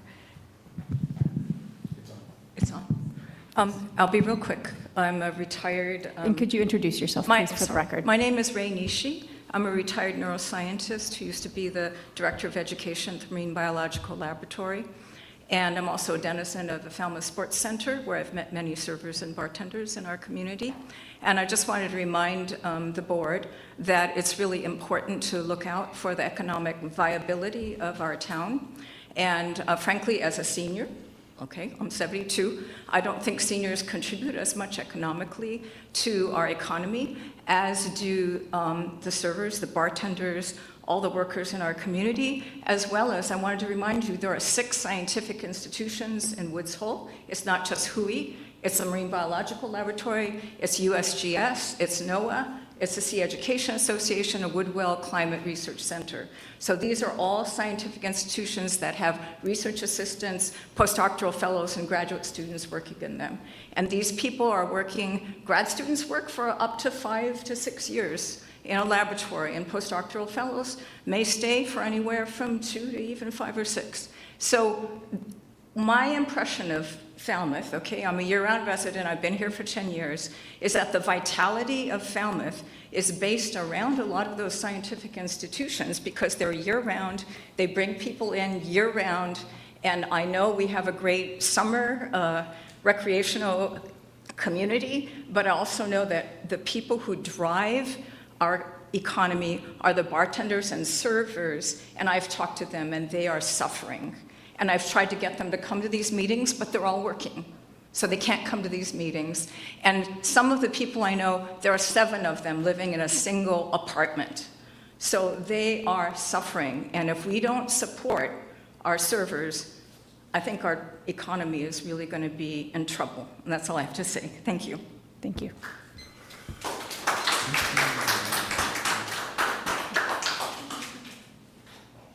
Sir? Yes, sir. Come on up to the microphone if you'd like. Are you able? Dan, I'll bring you a mic. I would say, can we bring him a mic Stay instead? where you are, Dan. Stay down, I'll bring you a mic. No? No? All right.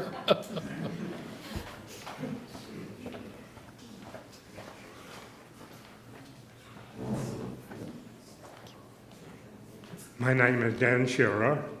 I live in West Falmouth.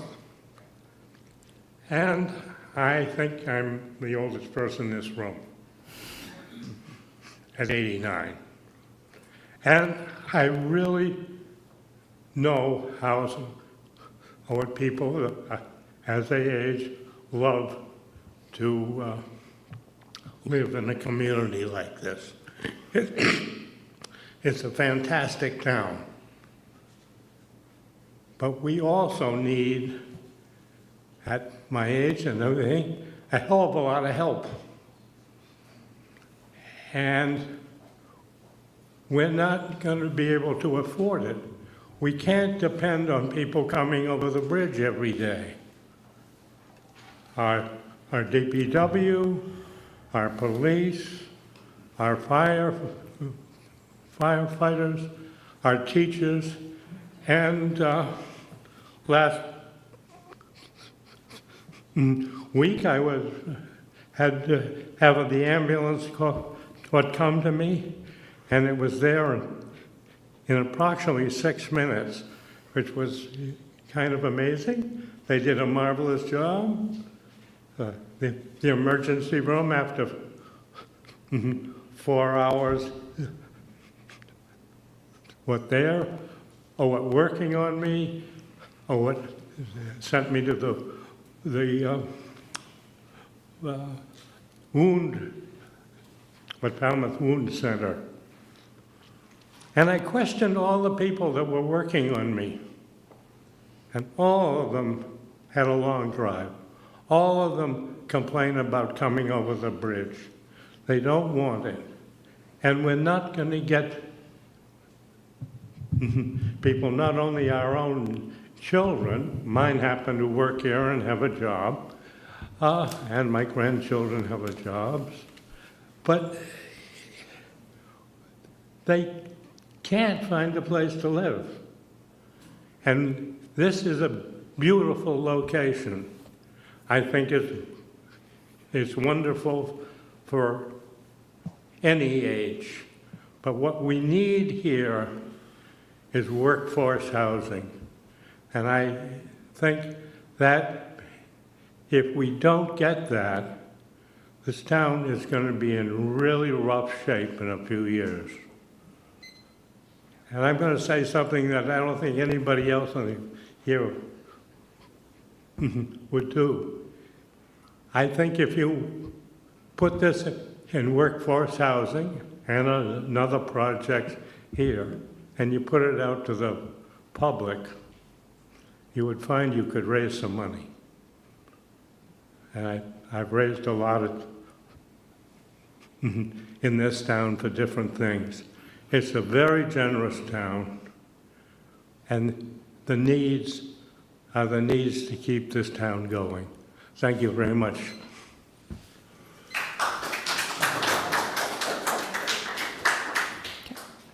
Yes, ma'am. Very brief. I just had one question for the housing people. Will all the units be restricted, the age-restricted units be for Falmouth residents only? I can actually speak to that just for efficiency's sake. 70%, correct? Massachusetts state law allows you to only restrict to 70% local occupancy. Okay, so 70%, so 30% of the units will be for anybody in the Commonwealth of Mass, correct? It is not, it's a lottery, so you can only maximize it at 70%. Sometimes you do end up with more than 70%, but yeah, Okay. there's 30% that you cannot restrict in that way. So that's what's been happening in this town with all the affordable units. And I hear everybody say we need affordable. But when you're bringing people over the bridge, and I hear them, they love it here, that they got to live on the Cape. They never expected to live on the Cape in an affordable unit.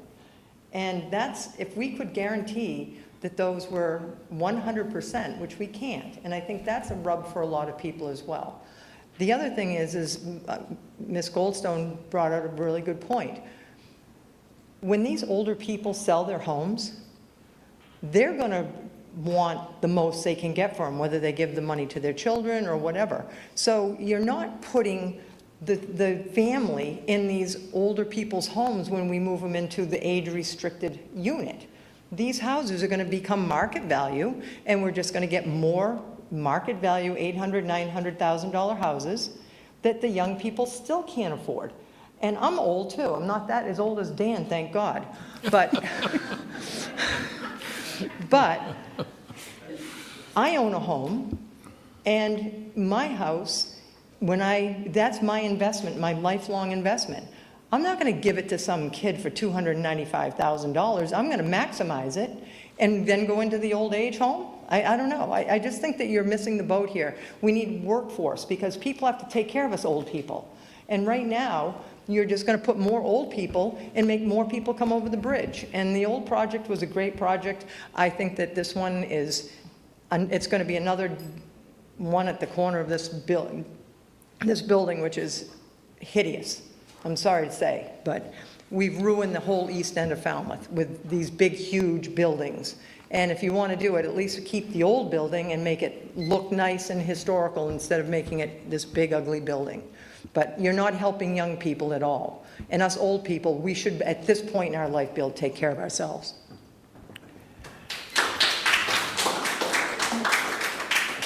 Mr. Glasso. Thank you, Mr. Chairman. I'm Michael Glasso, Bushwood 545 LLC. I'm the prior developer of the project. It seems a lot of people are talking about tonight, not even people I invited here, but I think you heard pretty strongly from the crowd tonight that what we really need is workforce housing. I've proposed a number of alternatives to building the seniors at this site. Remember, we got a historic building on this property, designated historic, which brings $6 million. We're talking about a lot of money tonight. Keeping this building there as historically designated, as it has been approved by the National Park Service, brings $6 million to this community for affordable housing and to preserve that building. There are many other sites in downtown. I've proposed building it, the senior project, which we need senior housing too. I'm not opposed to senior housing. At the plaza wants to redevelop their property. They want to build 150 units there. They need affordable housing in order to do that. This project for 50 seniors could probably be 60 or 70 or 80 in that location. That's 9 acres there. And plus, it will spark the start of construction of those 150 market rate units, which when completed will bring up to $500,000 a year in property tax to our town. We need that. We desperately need that. We need the housing, we need workforce housing, but by relocating the senior component of this project to the plaza and working with the plaza owners and developers, we could generate a big plus for our community. The housing that we need, the workforce housing that we need at the current site, and $500,000 a year in increased property tax. We need that. So I hope that you will continue to stay the course with the workforce housing, which it seems as though the community desperately needs. And not that we have to destroy a project that Linda has worked on or any of us has worked on. Let's find a solution. Let's find a solution that we can have both, That's what I ask that you would do tonight. Thank you. Thank you.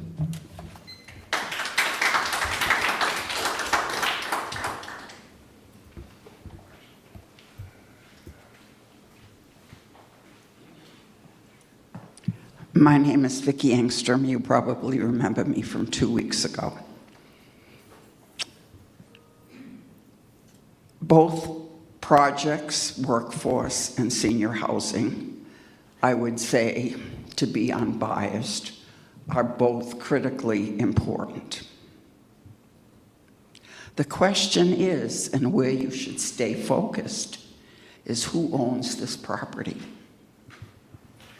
It's owned by a businessman who has waited 5 years to divest himself of this piece of property. He has a contract, a purchase and sales contract, with the Falmouth Housing Corporation. If you choose not to go with that project, you're right and you're privileged to vote so. The man has suggested that he will develop it himself and that he will raise the building and put something else up there. Now, I don't know exactly what the zoning allows there. If it's another restaurant, it's going to compete with every other restaurant in town. If it's a gas station, it's going to compete with every other gas station in town. It's not that big a lot. And so therefore, you have to be cognizant of the fact that it will limit what is put there. But if you don't make a decision, the Housing Corporation can find somewhere else, though this is ideal for seniors. As far as the workforce housing, these people work, they have automobiles. If they live in North Falmouth, or they live in Bourne, or somewhere else, they can drive to their job. And families that have need workforce housing, they need someplace where their kids can play. That's 2 minutes. Not on Main Street. Please wrap up your comments. Yeah. I'm sorry if I'm taking too much time, but stop and think about what you may end up with if you can't make a decision as a board. Thank you.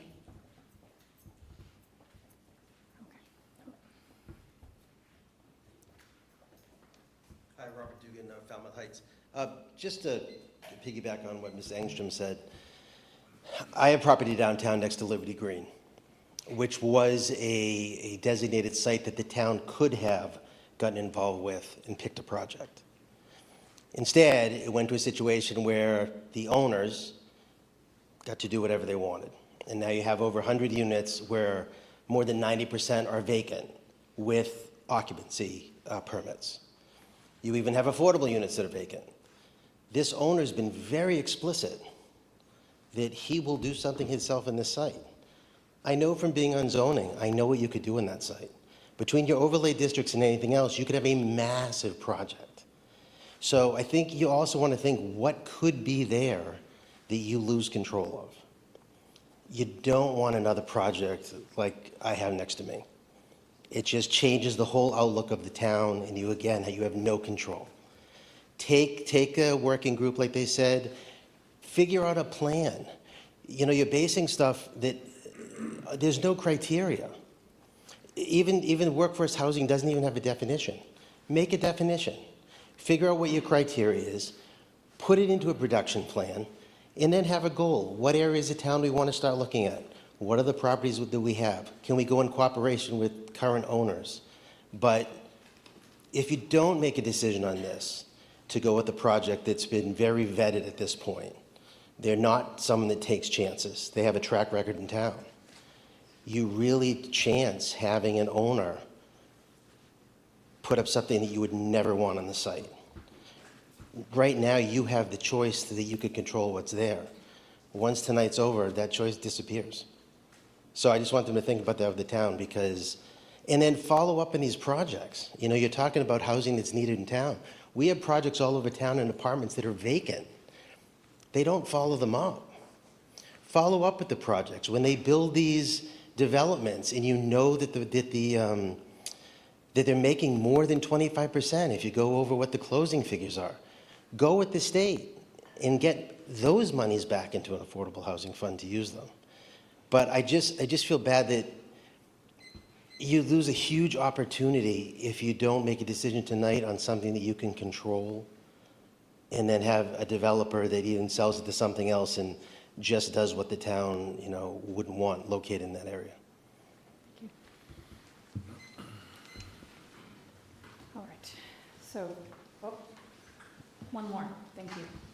Would you like the microphone to come to you?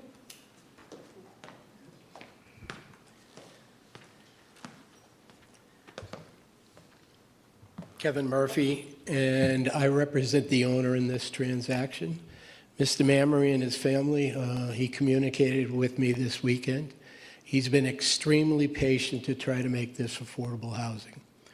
He worked with Mr. Galasso for 5 years, and over those 5 years, Mr. Galasso misled him and cost him thousands of dollars. When the Falmouth Housing Corporation came forward, he said, I'll give it one more chance. He's already looked into and didn't want to do it, but demolition of the property himself, because he has rights, by right, to develop 20 market rate units there on that property.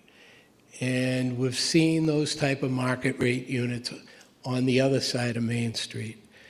And this is an opportunity. You're right. Be careful what you wish for, I guess. As a former selectman, as a town meeting member, I think we had an opportunity right next to, down the street here, and be careful what we wish for. We could have had an all-suites hotel that would have provided loads of income for the town. It would have been well-kept, managed properly. This is another opportunity, but this ship is sailing. Mr. Galasso is delusional to think that he would be stepping into this. They are adamant that they will not entertain him or anyone he is associated with. So I hope you do the right thing. Thank you. Thank you. I just want to be very clear for both the board and the public that the choice we have before us is not a choice between projects, that this board does not control that site or say what goes there. The choice that we have before us is whether or not the allocation of Falmouth Affordable Housing Funds as requested is the best use of those dollars to accomplish the town's strategic housing needs. Right? That's the choice that we have to make tonight. And we have heard, I see Mr. Garrison, okay, very last one, as our chair of our Affordable Housing Committee. Dave Garrison, Chair of the Affordable Housing Committee. Our committee has not met since this discussion unfolded, so I'm speaking for myself as a committee member, not on behalf of the committee. First of all, I want to clarify something about the funding situation. Mr. Johnson-Staub, assuming that the same roughly amounts of money that went into the fund this year go into the fund next year, how much would that be? Rough number. So by policy, the select board appropriates about $950,000 from recurring funds, largely from the excise, sorry, the rental. Airbnb. No, it's not just short-term rental. It's the whole, all of the hotel, motel, and short-term rental excise tax, sorry. And then in addition, the question becomes, what is the appropriation from the Community Preservation Fund going to be? That amount has ranged between $1 million and $3 million per year, more typically around $2 million. Right. So potentially another $3 million or so could be going in. And the question then for Tara, when would the request come for the construction fund? It would be more than a year from now, would you guess? Oh, well, the award, yeah. We have to figure out when we can now apply, because we've lost Right, some but it's time. at least a year. It would be at least after the Right. fall. So the point I'm trying to make is, a year from now, we're in a new fiscal year, another tranche of money has shown up in the fund. you have to make decisions about what to do with that money. You have plenty of money to fund this project if you choose to do so on the construction side. You're not making a decision now to commit all of those funds. Now, I grant you, if you make a decision to support the purchase price, there's an implication there that you're going to be there also for the construction side, so I acknowledge that. But it isn't true that you're going to have to spend the money this year. So it's a multi-year project. The other thing I would say is, this is a project you have in front of you. You don't have another project of the sort that you're describing. It isn't there. There's no organization in town that's brought that to you. Even if we are able to take advantage of the state's suggestion that they would provide us a waiver, there's a long process of development, finding people to do the work. The town doesn't build this stuff. We have to find somebody to bring us proposals and have a parcel to work with. Years would unfold before you would get to that desirable result. We need to take this opportunity, which is the only one in front of us right now, and get on with it. And so I strongly recommend that you take advantage of this innovative undertaking, which is to do something quickly because it's now available, and not miss the opportunity to do that. We can come back and work on other matters that are going to take us a while. But I would urge you all to support this project now. Thank you. Thank you. Okay. So we have a difficult choice in front of us. Do we have a motion?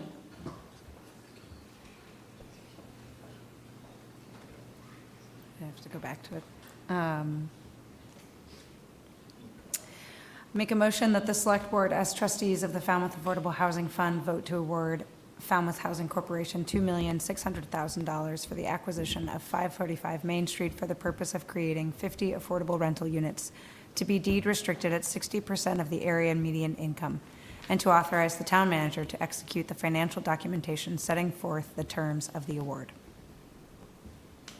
Do we have a second for that motion? Yeah, I'll second that. Is there any further discussion from the board? Yeah, I'd like to, I think the arguments raised tonight, both for and against, have given me good thought regarding process. I think with a lack of an additional project at our hands to which we would be comparing this against, we don't have anything in hand right now. So I'm leaning towards supporting this with the understanding that we need to do as Senator Fernandez has said. We need to start working with the state. We need to update our Falmouth housing production plan and prioritize what it is we need so the next time we have something that we can land on. And we also need to really think about how we are going to use that and flow into how we are going to set aside funds in the Falmouth Affordable Housing Fund. Without that, it's hard to land on anything in full opposition because we're not comparing it to anything other than a need, but we do need housing for our essential workers. We do need housing for our firefighters. We do need housing for our teachers. We do need housing for our police, so on and so forth. And we need to make this a #1 priority that's in an updated Falmouth housing production plan so that we have strategy against any project that's coming before us. And we do not have that right now. We need housing, and this achieves a housing thing. Well, we do have a housing production plan. It was just updated. And it's up to us. We got to take these projects one at a time on their merits. And we prioritize what we feel is important with each case. It's a case-by-case basis. You can't ever really spell out every single thing in these plans. So I don't think that we're really handicapped by that. I think we just have to decide what's best on each individual case. And this is definitely a tough one, I agree with you, but there's no guiding light that's going to tell us what to do. So I'll weigh in. We've all been struggling with this for a few weeks, a couple of months. We all know the many successful projects here in town thanks to Falmouth Housing Corp. And its partner, Affirmative Investments. And I have no doubt that if this project is approved, it will be successful. But I don't think that's the question before us. The question is, what is the best use of over $2.5 billion of limited affordable housing funds, given our overall housing needs? And honestly, I'm not sure we know right now what that answer is. As I previously said and say again, I feel that we are being forced into a decision not of our making, without a complete exploration of all of the implications. I cannot support the application at this time, and won't. If there's no further discussion, we have a motion and a second. All those in favor? Aye. Those opposed? No. Aye. It passes 3-2. Thank you. Okay. Thank you. Sorry, Mike. We will move on to our next item, also an affordable housing item. Consider a previous vote of the Select Board as trustees of the Falmouth Affordable Housing Fund. I'm going to call a pause, not adjourn, but for recess for 2 minutes to let the room clear for those who are taking off at this point.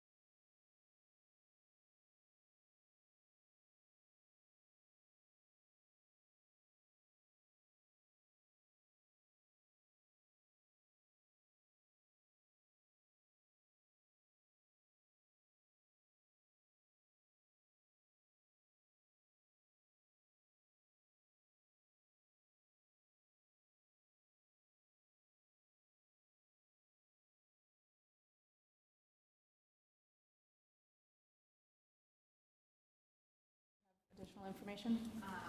I'll introduce.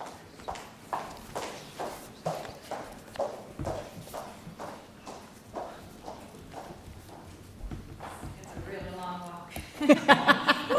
I'm Kim Fish, the housing coordinator, and I'm just going to introduce Noreen Brown. She's with Habitat for Humanity, and she'll give you the details. Great, thank you. I'm Noreen Brown, Director of Land Acquisition for Habitat for Humanity of Cape Cod, And we're just here to request the vote to amend the number of unit, the 60% of AMI versus the 80% of AMI. This doesn't change the fact that there is a need for affordable housing. We're just trying not to identify whether of the 4 homes, 2 are 60% and 2 are 80%.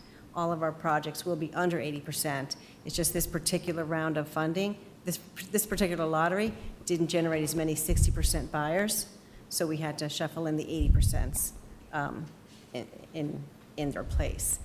Because of the vote and the specificity of 2 at 60 and 2 at 80, we also had to work with the ZBA, so we had to go back and amend the comprehensive permit and get a modification there, and then talk to the other town votes that specifically identified 2 at 60 and 2 at 80.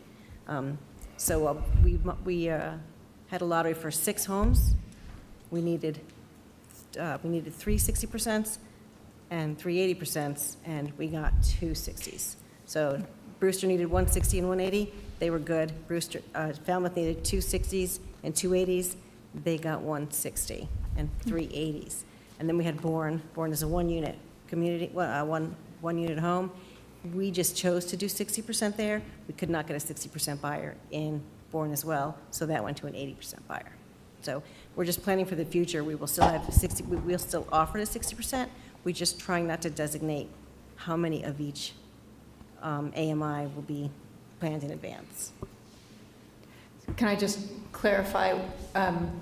So that means, if I'm understanding correctly, in the future, you would offer it at 60, and if there were no buyers at 60, you would then go to 80, as opposed to simply defaulting to 80? Am I understanding that correctly? No, we would start at 80, like we would advertise at or below 80% of AMI, which would include the 60s. We just don't want to say, of the 4 units, 2 of them will have to be 60% of AMI. It would be, we would be at or below 80% of AMI, and when a 60% purchaser presents themselves qualified, they would be given the same the same opportunity to purchase a home. So we're not trying to eliminate the 60%. We're just trying to prevent the backtracking of going back and talking to 5 different boards to get votes amended. Okay. Just a broader question. Why do you think that we weren't able to get more at 60% qualified? At this point, so I'm not involved in that part of the company, but what we're discussing is a lot of them were debts. So because of the debt, they would not qualify for a mortgage, which is something that's not really... So the 60% were more in debt, which indicated that their eligibility for financing was not good. Yeah. Seems to be what the reasoning was. Yeah. Or reasons why. Thank you. That's... Other questions from the board? No? I do want to reiterate, though, what Select Board Member Mascali had said earlier, that we did see who won the lottery, and there are about 22 people that will have secure housing in these 4 units now, so it's a massive win. This is really just a procedural request, just because of that. We don't want to pigeonhole that into that one thing. But there is one at 60%? Yes. And how many applicants were there for that? Just one? Yes. One qualified. Just one qualified at 60%, so they lucked out? Yes. Good, okay. However, of the 6 families that were selected in this round, everyone was a healthcare worker. At least one member of the household was a healthcare worker. Okay. Excellent. All right. I'll make a motion, unless Go right ahead, question. if you've got it in front of you. Oh, is it? Jeez, mine was pretty short. A motion that the Select Board, acting as trustees of the Falmouth Affordable Housing Fund, amend their original vote of July 29th, 2024, awarding $500,000 to Habitat for Humanity of Cape Cod for the creation of affordable housing at 805 Gifford Street Extension, of which $250,000 will be awarded as a grant for land acquisition, and $250,000 will be awarded as a zero-interest loan for the construction of 4 single-family homes for ownership, 2 of which will be deed restricted as affordable at 60% AMI, and 2 will be deed restricted as affordable at 80% AMI in perpetuity, and authorize the town manager to execute all documents setting forth the terms of the financial award to Habitat for Humanity of Cape Cod to now allow one home to be deed restricted at 60% of AMI, 60% of the area median income, and 3 homes to be deed restricted at 80% of the area median income. Second. You got off easy, Ms. Klein. All right, we have a motion and a second. Is there any further discussion? Hearing none, all those in favor? Aye. And It's unanimous. what a great project. Yeah. Just seeing all those kids and thinking about all those kids there. Great job. Thank you for bringing Thank it you. to us. Kind of mentioned, as we're talking about Gifford Street, we have our Blitz build this fall. So the Home Builders and Remodelers Association of Cape Cod will be donating one whole home and building it from frame to finish in a week, the week of September 21st to the 25th. Fabulous. Thank you so much. You'll be there, right there. Okay. Next item, discuss and consider approval of an application to the Community Preservation Committee for exterior preservation improvements at the West Falmouth Fire Station. Mr. Renshaw. Thank you, Madam Chair. The current building, constructed in 1930, currently serves, as you all know, as the West Falmouth Fire Station. It's located within the West Falmouth Local Historic District and within the West Falmouth Village National District. Madam Chair and Select Board, as I've indicated to you before, over the next 12 months or so, the Fire Rescue Chief in my office will be leading a consultant study to evaluate the most effective and efficient fire station configuration modeling and taking a look at the town's existing 6-station model. The small 1.5-story brick structure enclosed by a gable roof with a central ventilating cupola is in need of exterior repairs to extend its useful life and protect interior systems. The recent town building study, and you have a copy of that study, an excerpt of that study included in your packets tonight, indicated that the wooden doors are in fair condition, the single pane windows are in very poor condition, the wood siding walls are in fair condition, and the asphalt shingle roof covering the roof shingles are beyond its recommended useful life. Based on the study that was conducted by Brightly and the consultants that ran the building condition index study for us, the total cost for these exterior improvements is estimated to be between $160,000 and $180,000. I had our community development director check with our historic preservation specialist consultant, and all of these exterior improvements are consistent with the allowable spending purposes of the Community Preservation Fund. As you know, the deadline for submitting application to the CPC for the April 2027 funding cycle is approaching quickly, August 4th of this year.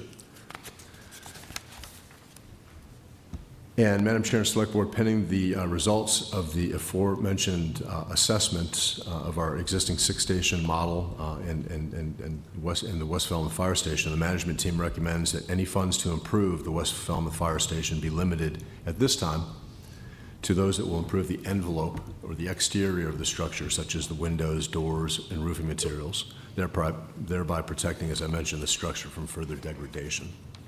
And I'd be happy to answer any questions you might have. Okay, thank you. Are there, yes, Ms. Klein? Kick us off. Thank you for that, Mr. Renshaw. I had the privilege of visiting this station and meeting some of the individuals who are working there about 2 weeks ago. I had never, having passed it for the last 14 years, I'd never been inside. And so it was really an eye-opening experience, and just want to say thank you to Mac and Nate, who took some time with me to talk about the building and their experience in it. And I would, push hard to also encourage an evaluation of the interior conditions. There's definite indications that there are water stains in the ceiling, which can facilitate the growth of mold and other items that are hazardous for the health of individuals who are required to live and work in that facility. There were things that I would not have allowed in my home. If it was somewhere a space where I was living, I would not be tolerating those conditions. And so I respect and recognize that this item is referencing the exterior condition. But especially because firefighting by nature is a profession in which a person is exposed to increased health impacts by the nature of their job. If we have an opportunity to improve their living conditions in a way to better their health, then we need to do that. It's really, I find it's critically important. We do have a line item for interiors, right? I know our language says exterior on the agenda, but in 2026, interior, oh, this is just the needs, this is not what you're intending to do? Yes, so that's part of the condition index study that was done by Brightly and our consultants. And I wanted to respond, if I could, Madam Chair, to Select Board Member Klein. And I was remiss in not bringing this up. During the meeting that we had with a few members of the West Falmouth Village Association back on June 26th, I also had our DPW director and our facilities manager, Greg Endicott, at that meeting.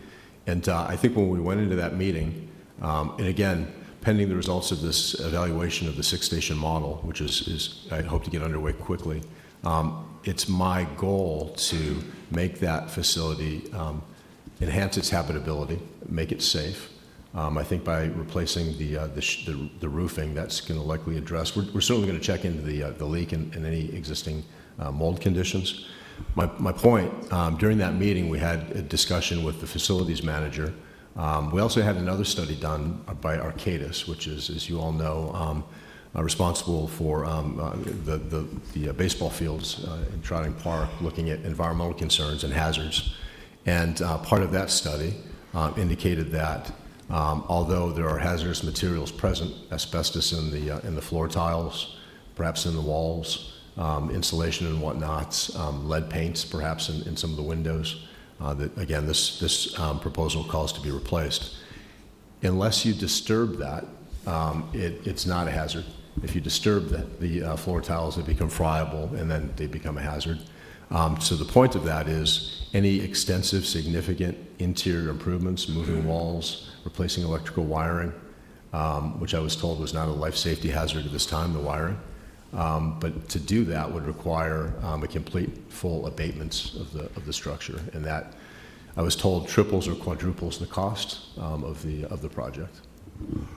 So that was one of the considerations when we were trying to scope this project back on that June 26th meeting, wanting to address the immediate issues to preserve the envelope or the shell of the building and enhance the habitability of the building until we make an ultimate decision.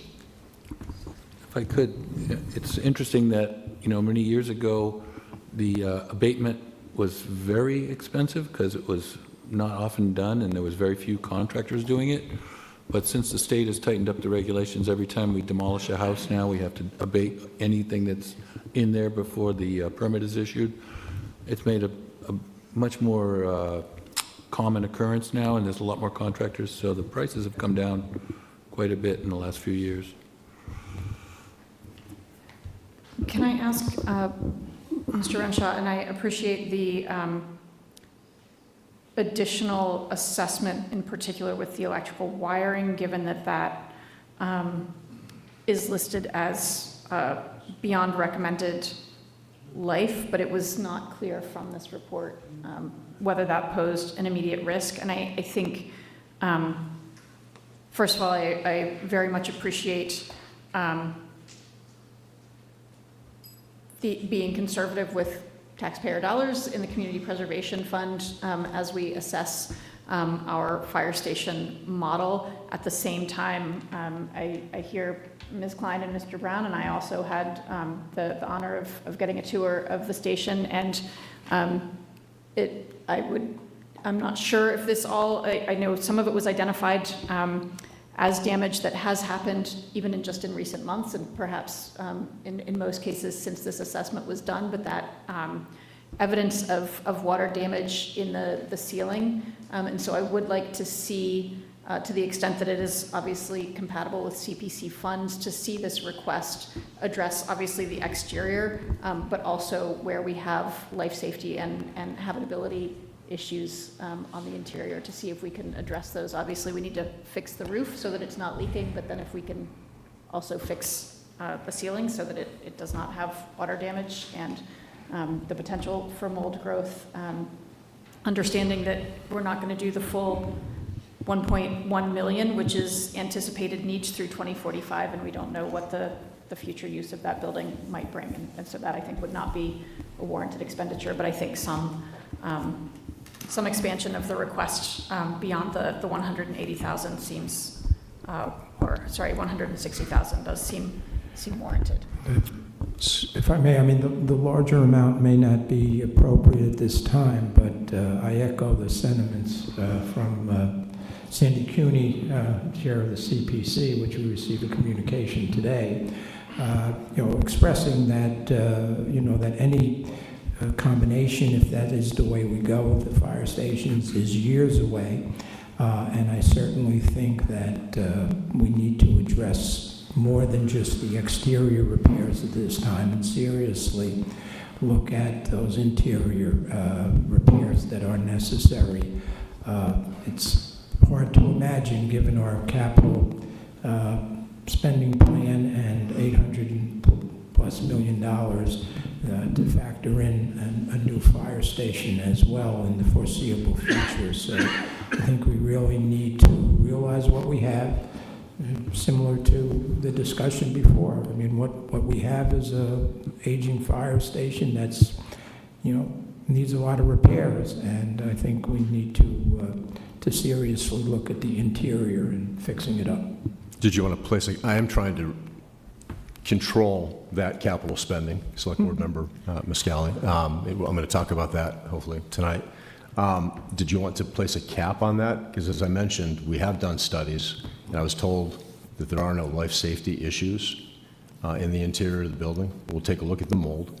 I just would not recommend spending a significant amount on a building that we're not sure what the purpose is going to be 5 years from now. No, I'm not suggesting we do that now. I'm just saying something we need to take a look at very soon, as maybe some other repairs going forward. Sure, and we will do that. That building, I can. Chief Lewis is here, and he can speak to the inspections that the fire staff do, as well as our facilities manager. We will continue to do those inspections and address any issues that we discover as they're discovered. We have a tight timeline with the CPC, or the application being August 4th. So I want to again address the protection of the envelope of the building, address those immediate things that would preserve and protect the building, and then of course, going forward, if there's any issues that are identified on the interior, we would have another discussion. But right now, I'm told that there are no life safety issues existing on the interior of the building. If I could, I would think that, even though we're basically voting the exterior renovation, I would think that any remediation of any leaks that might have happened would be considered as a part of this, right? Yes, I think that's accurate, yes. Okay, thank you. So, and I think timeline-wise, so we're trying to make this CPC deadline on August. Those funds would be awarded in April. That work, which I would assume would start with the roof and the envelope to actually ensure that that's secure before we start replacing ceilings inside. I would guess that work would probably take another year. 8 months to 12 months, yes. Several months. And working around the weather and the winter season, we would probably, like you had mentioned, do the roofing first to protect that.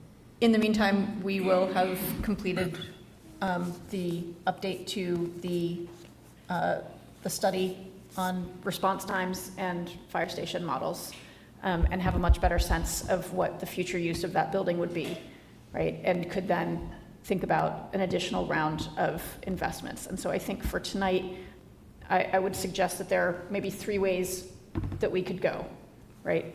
The one is the recommended, it's 160,000. We do the envelope immediately and then consider what else might be needed. Far extreme of that would be to take everything that's in the report, through 2027 and put that into the request, and maybe a middle path would be to say, okay, it's the 160 plus we want to actually increase that request amount by some amount to ensure that we are addressing damage subsequent to leakage from the roof and other life safety and health issues that may be identified in the interior of the building. Yeah, sorry, Ms. Klein, you're going to jump in. I would favor that middle path. It seems quite rational, right, to try and by protecting the exterior, slow further damage inside, but also do the remediation that we both witnessed as potentially problematic for the individuals there. So essentially putting a cap is what you're proposing. Yes, on the CPC request and some language into that CPC request to be the items that are here, plus any subsequent damage and health and life safety issues identified in the course of that work. Remediation work due to the leaking roof causing, okay. Maybe then would we say that we would put a cap of 200,000 rather than the 160? Just to give a little more cushion to. To be able to do that? 250. Does that seem? Yes, is Yeah. 250, is that what I'm hearing? I think we should be a little more careful with what's there and allow for the possibility. So I'd be comfortable with 250 at this point. Okay, would you like to make a motion? Yeah. Mr. Reed shows me the motions again, but do we want to have any discussion on this? Or, what's that? Open for discussion or anything? Is there, are folks, Chief or others, who would like to comment? I wasn't seeing. Motions at the end of the items? Mr. Taylor. I thought there might be. Okay. Good evening, Todd Taylor, Precinct 6, West Falmouth resident and a retired firefighter for 35 years. I spoke with Sandra Cooney, the chairman of the CPC funds, and it was critical to get the application in by, I believe it's August 4th. Correct me if I'm wrong. But she says you can you can adjust the application through the process because it doesn't come before the town meeting until April of 2027. So I'm not sure if it's pertinent to put a number on this tonight, but the scope of the work can change as you're going along, and I think she was, interested in hearing, and you can alter the application.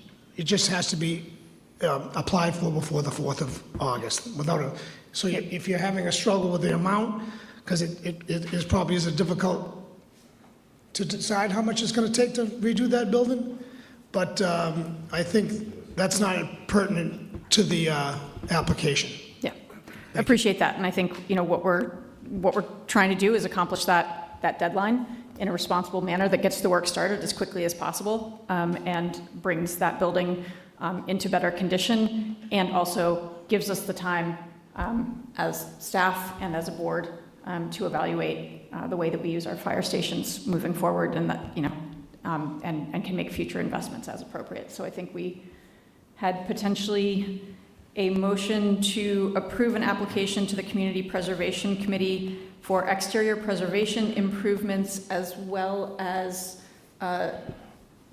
subsequent or remediation of subsequent damage and any health and life safety issues identified in the West Falmouth Fire Station with an amount not to exceed $250,000. Is that? That's the motion. For today.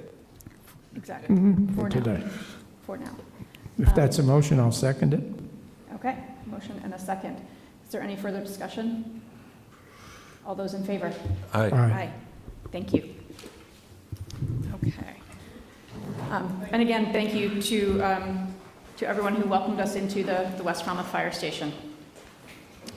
All right, Mr. Renshaw, you are up for a presentation of the proposed capital plan for FY27 through FY36. This is a long walk. We need to start designating walk-up music for our presenters. Much shorter at Town Hall. Yes. Yeah, right.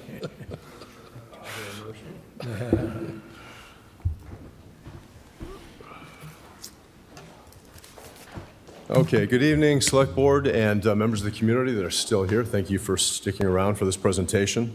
I'm extremely proud to have the opportunity again to present an overview of this upcoming FY27 capital spending plan and the town's 10-year capital improvement plan. My goal tonight is to get through these 14 slides pretty quickly in about 20 minutes. I want to leave the balance for any questions. I want the Select Board, and this is a first review, I want the Select Board tonight to feel like they've had an ample opportunity tonight to ask as many questions as possible. You should all have included in your packets a copy of the FY27 plan as well as the 10-year capital plan. As you've heard me say before, the preparation of the capital budget is a significant undertaking, one that this year was even more significant and challenging as a result of the decision to move the fall town meeting to October versus the traditional November. The process began with my distribution of the budget instructions to the departments. On April 7th, distribution of the budget materials and review took place, and the departments were told to submit their capital requests to the Finance Department by June 1st of this year. So I wanted to provide some context to the timeline and the amount of work. Madam Chair and Select Board, importantly this year, departments were instructed to identify and add operating and maintenance costs that were associated with the proposed capital projects. So that's a change from years past.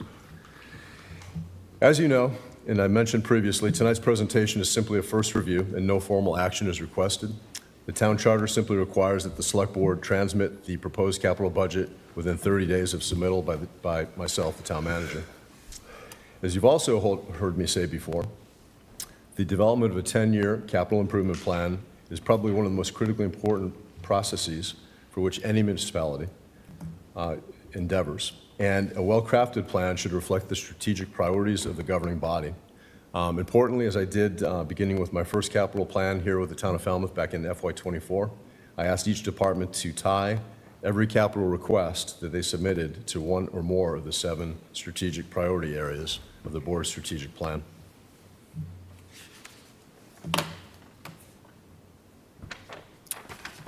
So what I'd like to do is talk a little bit about spending priorities. As with any well-crafted plan, our capital plan begins with a solid foundation based upon well-established, time-tested guiding principles and strategic priorities. These principles are taken directly from the town's fiscal policy, which, as you recall, was recently updated by the Select Board in August of last year. I want to next briefly discuss the 5 primary guiding principles and priorities that we used as the framework for constructing the proposed FY27 capital budget and the FY27 to FY36 capital improvement plan. Of paramount importance is treating imminent threats to the health, welfare, and safety of citizens, employees, and protecting town property, our assets. We also endeavor to preserve existing operational levels while exploring opportunities for a greater efficiency and effective service delivery. Of course, we strive to meet or exceed any legal requirements of federal or state agencies. It's also very important that we maintain and improve upon our critical infrastructure to improve and include preservation of the physical condition of our assets, both our vehicle, rolling stock, and our buildings, structures. And lastly, we strive to leverage technology and innovation in order to provide the most efficient and effective delivery of capital services possible.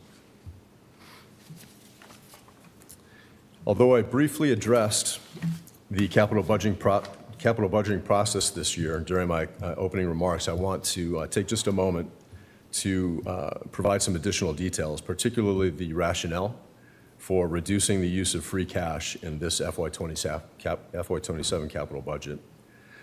Management projected, after having met with town accountants, having less free cash to utilize in this FY27 budget compared to the FY26 budget due to fiscal challenges that were identified a couple of months ago in the long-range financial plan. As a reference point, in the FY26 capital budget, we utilized $16 million in free cash in a roughly $26.5 million capital budget.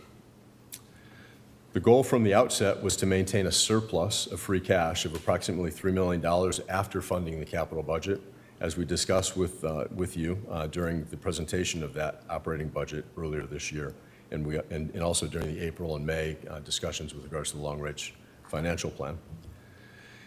Management currently projects free cash certified, and we won't know the exact amount until the beginning of October, but we estimate that total free cash to be about $15 million compared to the $21.6 million in certified free cash last year, so that's a significant reduction. Budget meetings with departments took place between June 9th and June 16th. I discussed critical needs with the department heads versus wants in this FY27 capital budget, and reductions were made during those initial meetings with department heads and subsequently after final review and preparation for tonight's presentation of the proposed budget. The town's 10-year capital improvement plan truly is a comprehensive capital improvement plan that focuses on those 5 guiding fiscal principles and strategic priorities that I previously mentioned. As you can see in the spreadsheet included in your packets this evening, the FY27 total capital budget is $104,105,000. The 10-year capital improvement plan budget, FY27 to FY36, is $887,949,724. Importantly, Madam Chair and Select Board, the FY27 proposed capital budget includes all capital spending from all funding sources, including grants, community preservation, alternative funding, and borrowing. On the first page of that spreadsheet in your packet for the FY27 plan, it allocates and breaks out all of those different funding sources. And as I've already discussed with you as a board, this year is as in the past years, there's an emphasis on and a focus on the strategic planning priorities of the Select Board. And as you all recall, we just recently went through that amendments process of the strategic plan. I next want to discuss with you key funding sources. As you can see in the proposed FY27 capital budget, the largest source of annual capital funding is bond proceeds with this FY27 proposed budget at approximately $78.5 million. While historically the use of free cash has typically been the largest source of revenue, this proposed budget relies on less free cash. And again, our goal at the outset was to limit that free cash spending in this FY27 budget to about $12 million in order to retain a strong reserve for unanticipated needs during FY27. Whereas in the FY24 and FY25 and FY26 budgets, balances from prior capital appropriations, reappropriations were applied. In this particular instance, in the FY27 budget, this funding source is now only accounts to about $10,000 of reappropriated funds due to depleting those funds from existing articles in past years. So we basically squeezed that funding source to the point now there was only $10,000 left to utilize.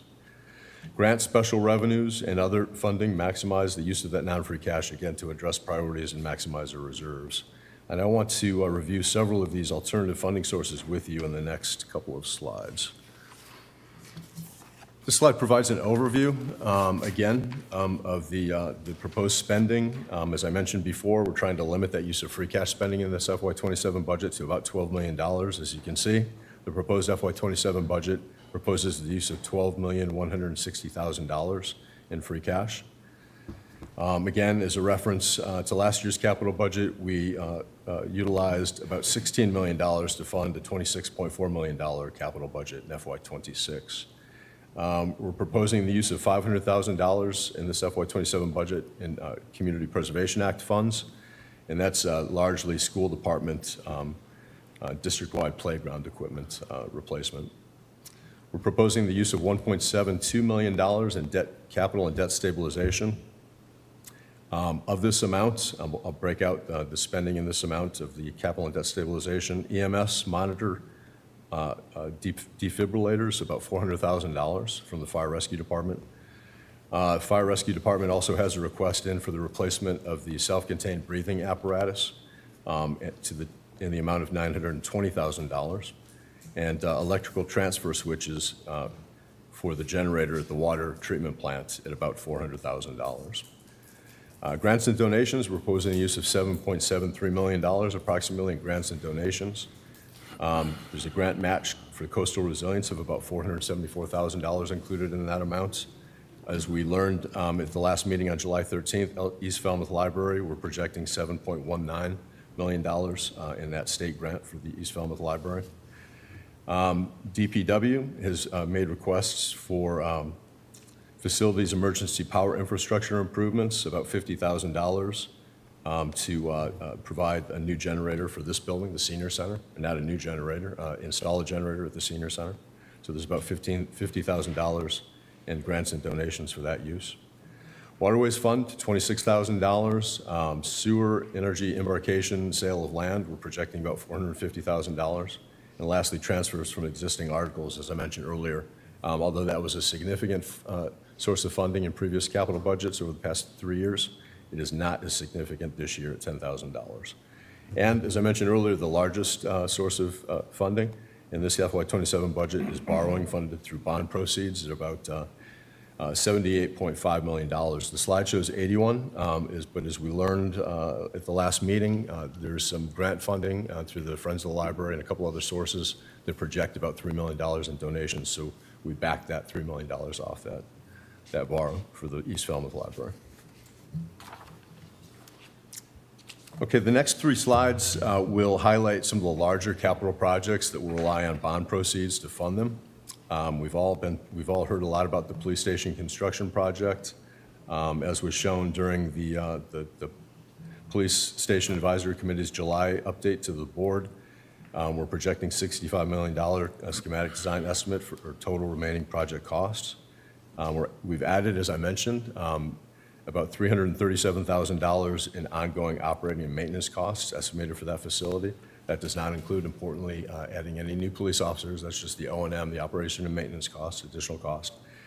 It also does not include at this stage landscaping services, landscaping costs. We're currently working with our Parks division on that figure. Madam Chair. May I ask one question? Oh, I'm sorry.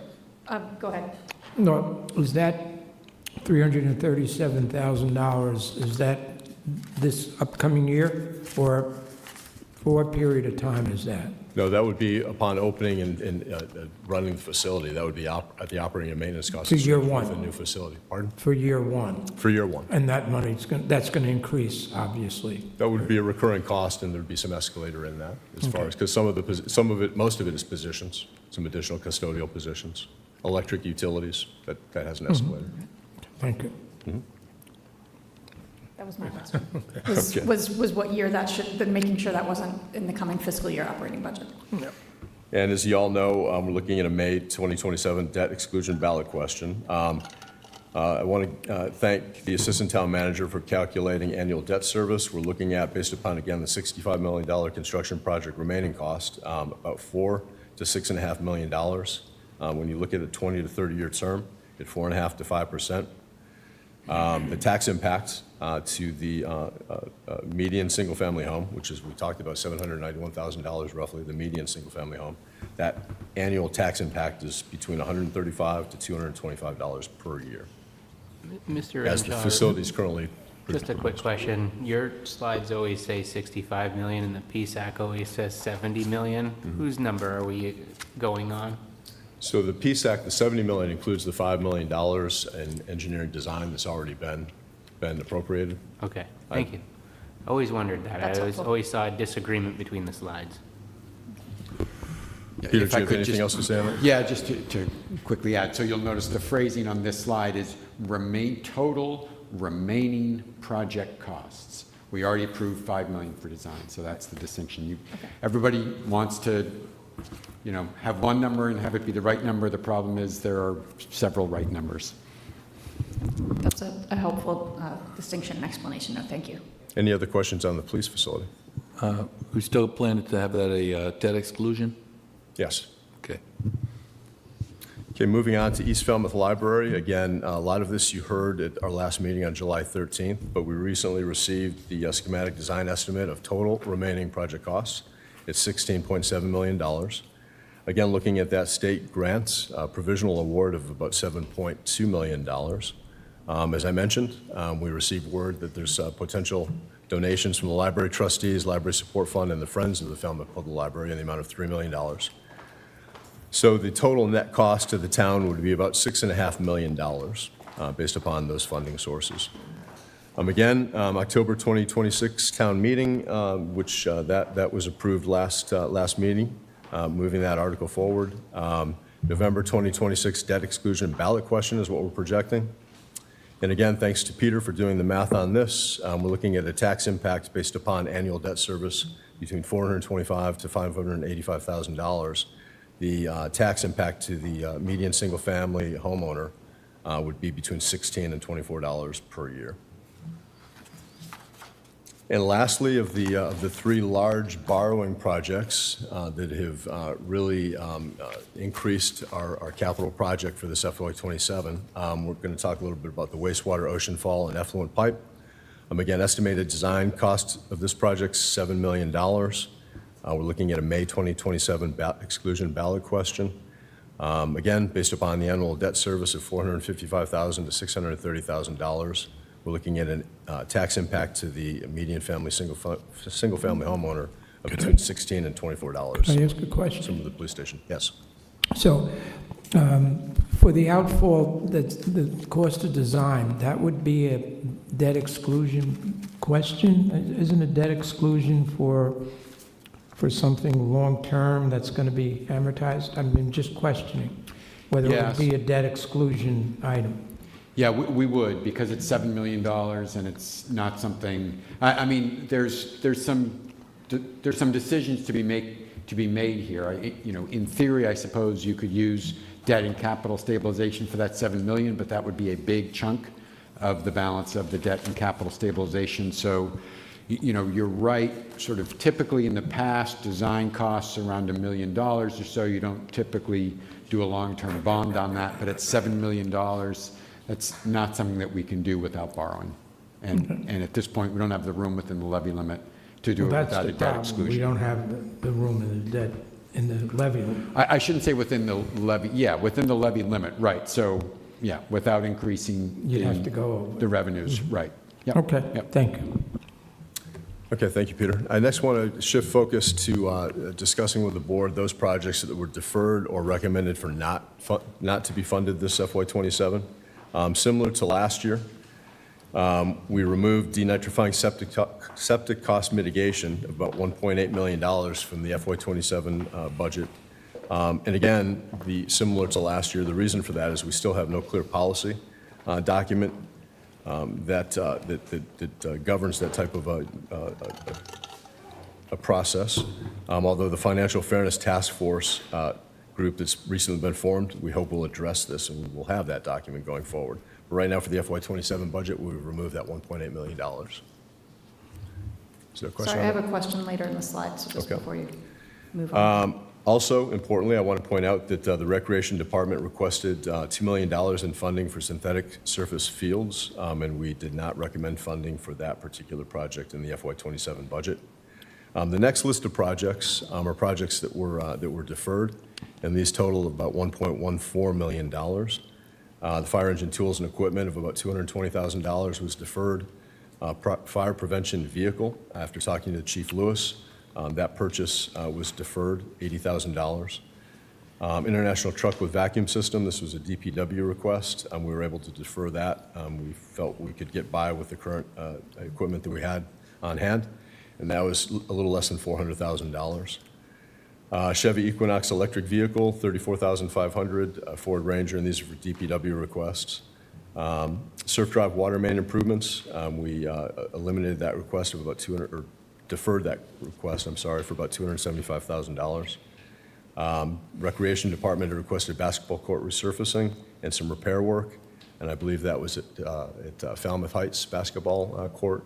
In talking to Julie Williams-Tinkham, we were able to defer that we believe without adding any additional costs as a result of that deferral. And Madam Chair, you had a question? I have two questions, actually. So the truck with vacuum system, what is that used for? Primarily, there's multiple uses, but the primary use, DPW has that vehicle out in the roads cleaning out the catch basins, the storm basins. Okay. And some work in the streets and whatnot, but primarily cleaning out basins. Right.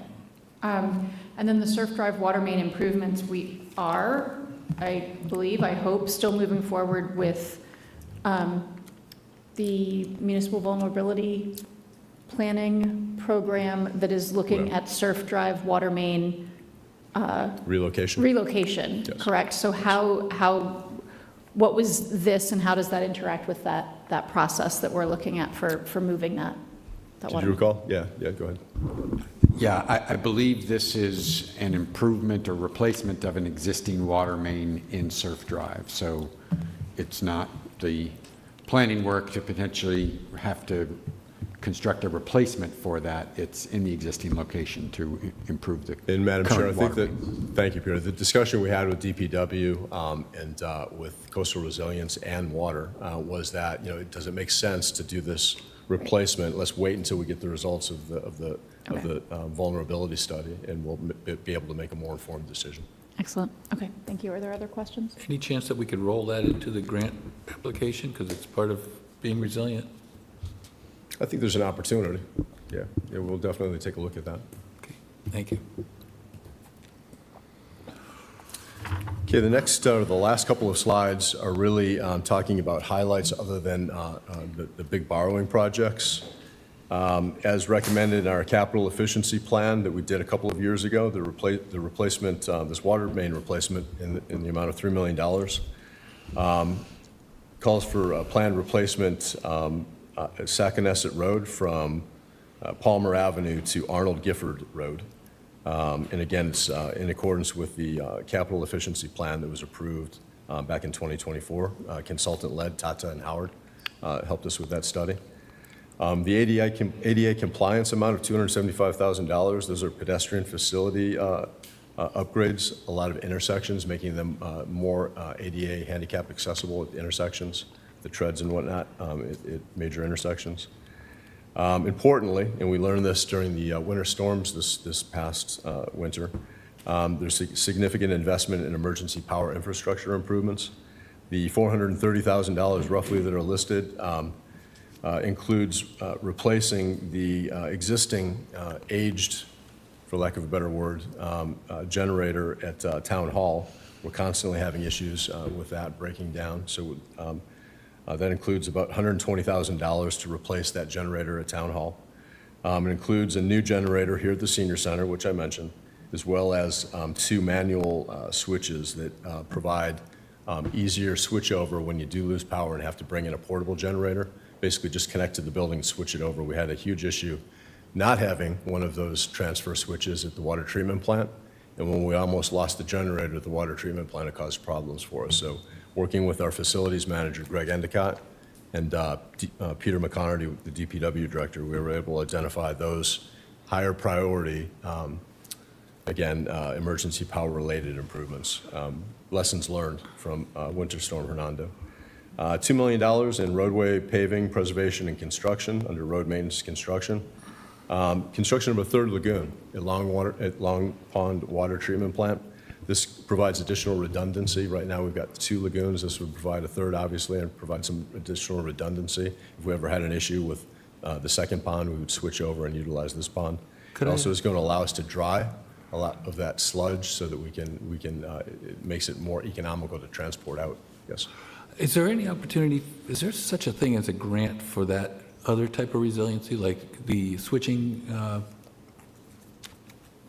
infrastructure that you were talking about to bring in a portable generator? We're always looking at grant opportunities. I'm not aware. She's I like that. Used to the AI. Siri is on it. We're always looking for those grant opportunities. I'm not aware of any, but we'll continue to check on those opportunities. It's one of the first questions that come up with the department heads is have we looked at grant opportunities that are out there. I think we've not done a good enough job leveraging the grant writing and consultant funds that town meeting approved. And I've talked to Pete and I have discussed this, trying to make better use of those funds to write the grants. The big struggle, as you all know, is identifying the grant opportunities and those databases that you really you need an expert. So we'll try to do a better job of that going forward, trying to identify. But we're always looking for grant opportunities. Can those grant writer funds not be used also to help? I mean, often when you're working with a consultant who's a grant writer, they also have that expertise in searching. And you're right, it's incredibly difficult. It's a huge time sink for staff. And at the same time, it's incredibly important that, especially at this point, that we find every possible grant opportunity. Absolutely. So yeah, would really encourage, if it's at all possible, with the wording of that article and the consultant that we're working with, to be utilizing them to find the opportunities as well. And to my knowledge, to be candid, we haven't retained a consultant yet. We need to, like I mentioned, we need to do a better job of taking advantage of them and utilizing those funds. And I do believe they'd be available for use to help us seek out and find those funds, those grant funds. Yeah. High school field house skylight. I learned a lot about this. I don't know if you've ever been over to the field house, but there's an old skylight that leaks like a sieve. And talking to Paul Dart and Superintendent Dewar, the decision was finally made to replace or remove that skylight and just basically patch over it, remove the skylight completely. I feel like Make the space more functional and more usable. I feel like we've paid to fix that a couple of times. I think that's the history. I think there Yeah. has been a lot of relatively expensive fixes, and it's just been determined that it's no longer feasible to fix it. So they're just Right. going to cover it up. And lastly, about $250,000 in school camera, telephone, PA, and bell system security enhancements that have been requested, and I'm recommending funding for. Okay, looking forward, we've talked about the close to $1 billion, $880 million 10-year capital plan. So I want to give the select board and the community a look at some of those bigger. This is not all-inclusive, but it does capture some of the larger projects that are in that 10-year plan. And hopefully we've got some time to discuss those. So moving quickly, Lawrence School renovation, rough estimate right now of about $150 million. That's going to hit in FY28. We've talked years past about the building facilities needs assessment. We just had an example of one of the reports for the West Falmouth Fire Station that was generated. Because of that study, which I feel was needed, we've identified about $10 million per year in cost over the next 5 years. It's going to start not in FY27, but in FY28. Again, trying to address those deficiencies that were noted in the comprehensive building condition study. School air conditioning projects, this is a big number, over $12.5 million over the next 10 years in air conditioning replacement projects. East Falmouth Elementary roof and windows, $4.5 million in FY29. Speaking about having a consultant lead that study, exploring our 6-station fire station model, combining fire stations 3 and 4. As you can see in the 10-year plan, we currently have land acquisition and design totaling about $1.95 million. Construction is to be determined. I want to give a lot of praise to our MES, Greg Frazier and Chuck Martinson. They're growing by leaps and bounds our aquaculture program, and I think that's going to pay significant dividends going forward in terms of nitrogen reduction. But between FY28 and FY31, $2 million a year in aquaculture related projects. Again, sticking with MES, Greg Frazier is projecting bulkhead replacement and dredging close to $15 million over the next 10 years. Some Marine Park Phase 2 expansions and improvements, $5 million. They're in the process of completing a study on that. And other MES costs totaling close to $10 million. And those are detailed in the capital plan that you have at your desks. Rounding it out, as we've all been told, this Minot Road and Grand Avenue improvement, $13 million in a couple of years. Fleet replacements. Our DPW fleet does a great job. Edwin Rivera at maintaining our vehicles, but we're looking at over $8 million in vehicle replacements over the next 10 years. As you can tell in this FY27 budget, we've really tried to examine those closely and defer without, I believe, adding additional cost, deferring those vehicle replacement projects as we can. The Nantucket Sound watersheds, I don't have a great deal of information on this, but our wastewater superintendent, the next phase of the watershed projects, totaling $162 million. Ocean outfall, we've projected $80 million. That's coming in the near horizon. System and lift station improvements, again, $22 million over that 10-year plan. Water mains, this is part of our plan to replace the aging water main infrastructure at $3 million per year. We were able last year to accelerate that a bit. We geared it back down to about $3 million in this upcoming FY27. And lastly, a project that was discussed but didn't make the cut in this FY27 was a water distribution storage building replacement at $3.8 million.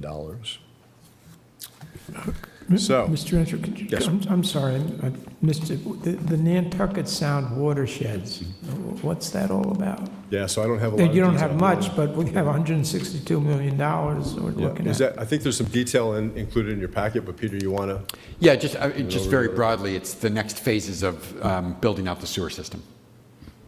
Oh, okay. So we're looking at the T-ticket Maravista. call it something different in the plan. Okay, Because it we'll work doesn't on make that. sense. Yeah. You know, yeah. So T-Ticket Okay. Mara Vista, kind of the current phase 1 and 2 that we're in now, this would be the That next makes phase of that. sense. Yeah, thank you. Great. So as I mentioned, in light of our ongoing discussions concerning our long-term financial plan and potential operating overrides over the next 5 years, in addition to projected certified free cash being substantially less than last year, this FY27 capital budget proposal or capital budget process has been very challenging, probably the most challenging of the 4 that I've done since coming here to Falmouth. It seeks to balance needs to maintain our equipment and our infrastructure within limitations of our available funding and capacity to carry out those projects. And as you've heard me say before, the capacity is a huge issue for us. We have examples where we are successful in obtaining funding for projects that sit on a shelf because we don't have the capacity.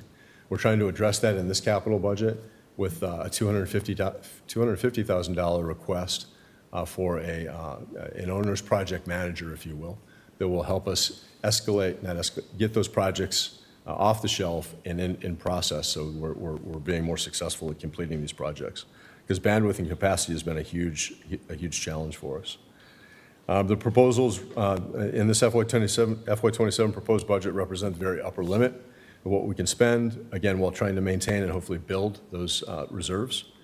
Proposed capital projects represent a tremendous amount of work by staff. I want to thank the assistant town manager, our assistant to the finance director, Melanie Bush, did a huge amount of work in this FY27 budget because, as you all know, this budget process hit us in the interim period between finance directors. So I want to thank Melanie Bush for her hard work in assisting Peter and I in preparing this proposed capital budget. And as I mentioned earlier, tonight is the first read of the budget, and I'm going to stop there and allow you to answer any questions you might have with regards to this FY27 budget or the 10-year plan.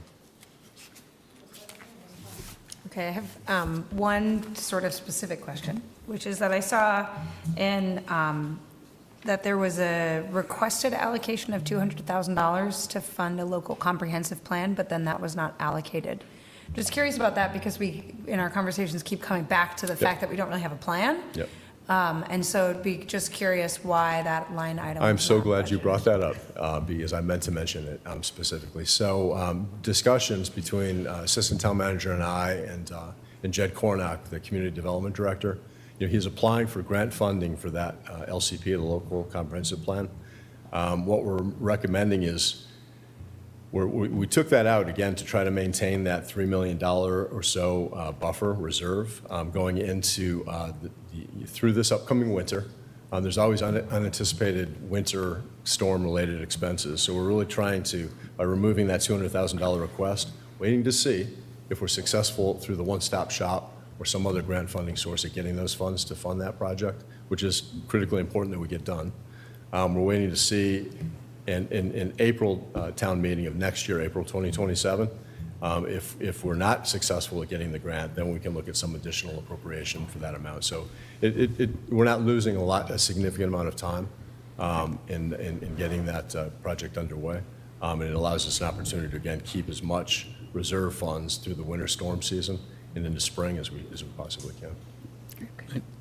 Just to clarify, the local comprehensive plan is a planning board tool, and it's for land use and long-range planning for the guidance of the town development. It's not a financial planning tool, so. Correct, but there's a lot of connections, nexus between, a lot of, we'll talk about the select board strategic plan, housing, we have a housing production plan. I feel, because I've worked in other communities, primarily at the county level, where we have to do these every 10 years, or you risk losing state grant funding opportunities. I don't think Massachusetts has that, but I feel that this plan provides a great comprehensive kind of tying everything together, and without that, that's why they call it comprehensive.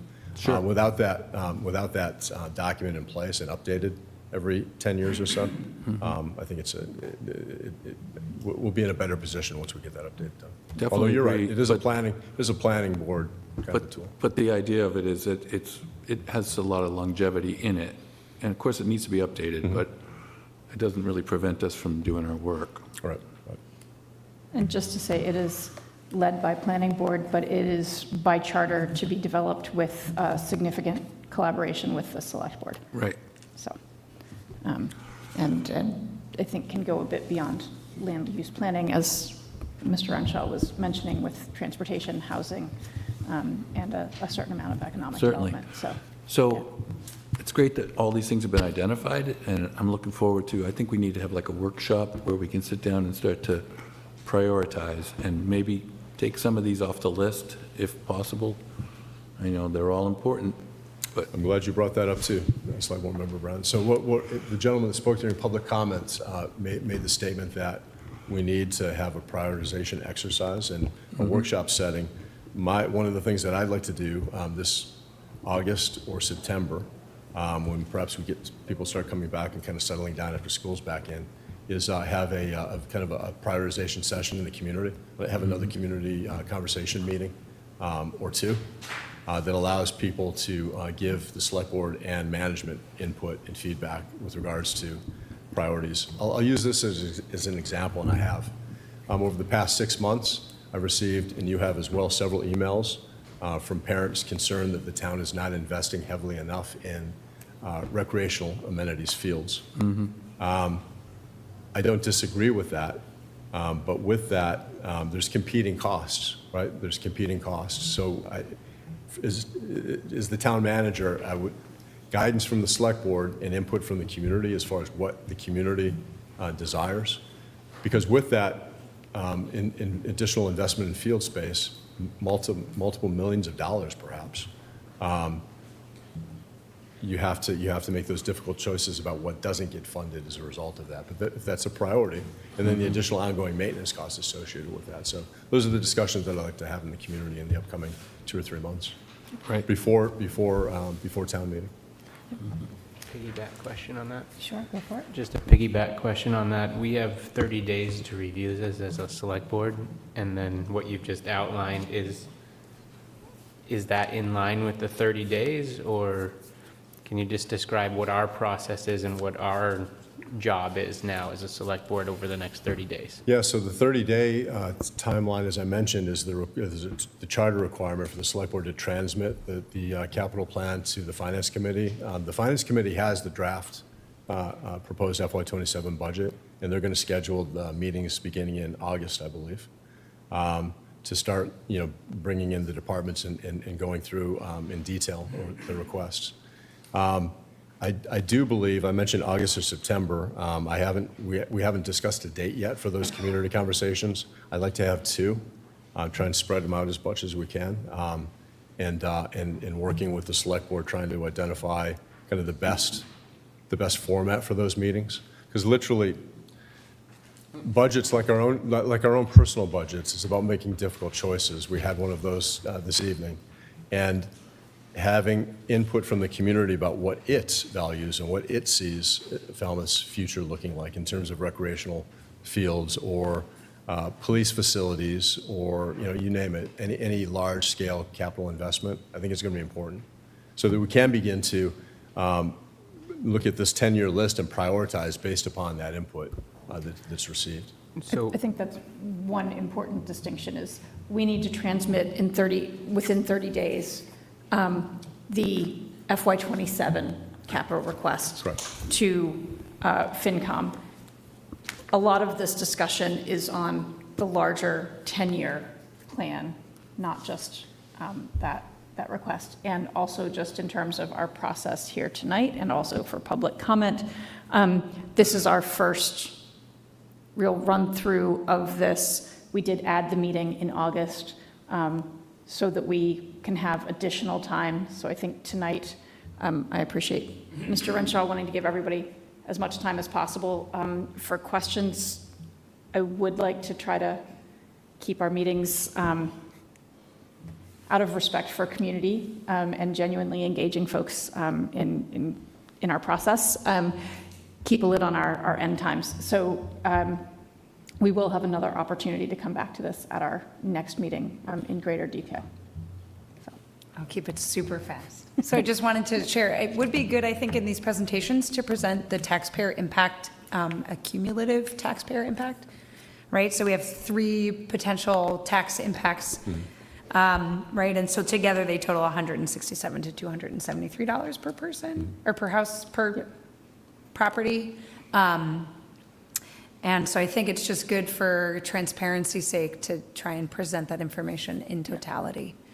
Correct. And our new finance director, John Arnett, is in the audience tonight. He's taking notes. And one of the things, Select Board Member Klein, that we, back in April, May, when Laura Citron was here, she gave that presentation. I think it was a pretty comprehensive, holistic kind of tax impact in those spreadsheets. We have those spreadsheets, and we're going to kind of improve upon those even more and be able to provide that information going forward. This was really supposed to be a higher level summary, but on the 10th or the 17th, we can certainly bring more of that information back and apply it to the 10-year plan and kind of show that overall impact to the extent that we can.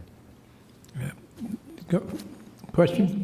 Going back to the projects deferred or not recommended for funding, what was the explanation with the denitrifying septic cost mitigation? What's the future for that? Yeah, so we simply don't have any kind of documentation or policy that talks about use of public funds in that way, and we're hoping that, and I mentioned the new fairness, equity, watershed management task force that was created. We're hoping one of the products deliverables coming out of that will be some more direction and perhaps a policy document. Okay. That's and we made the same decision last year.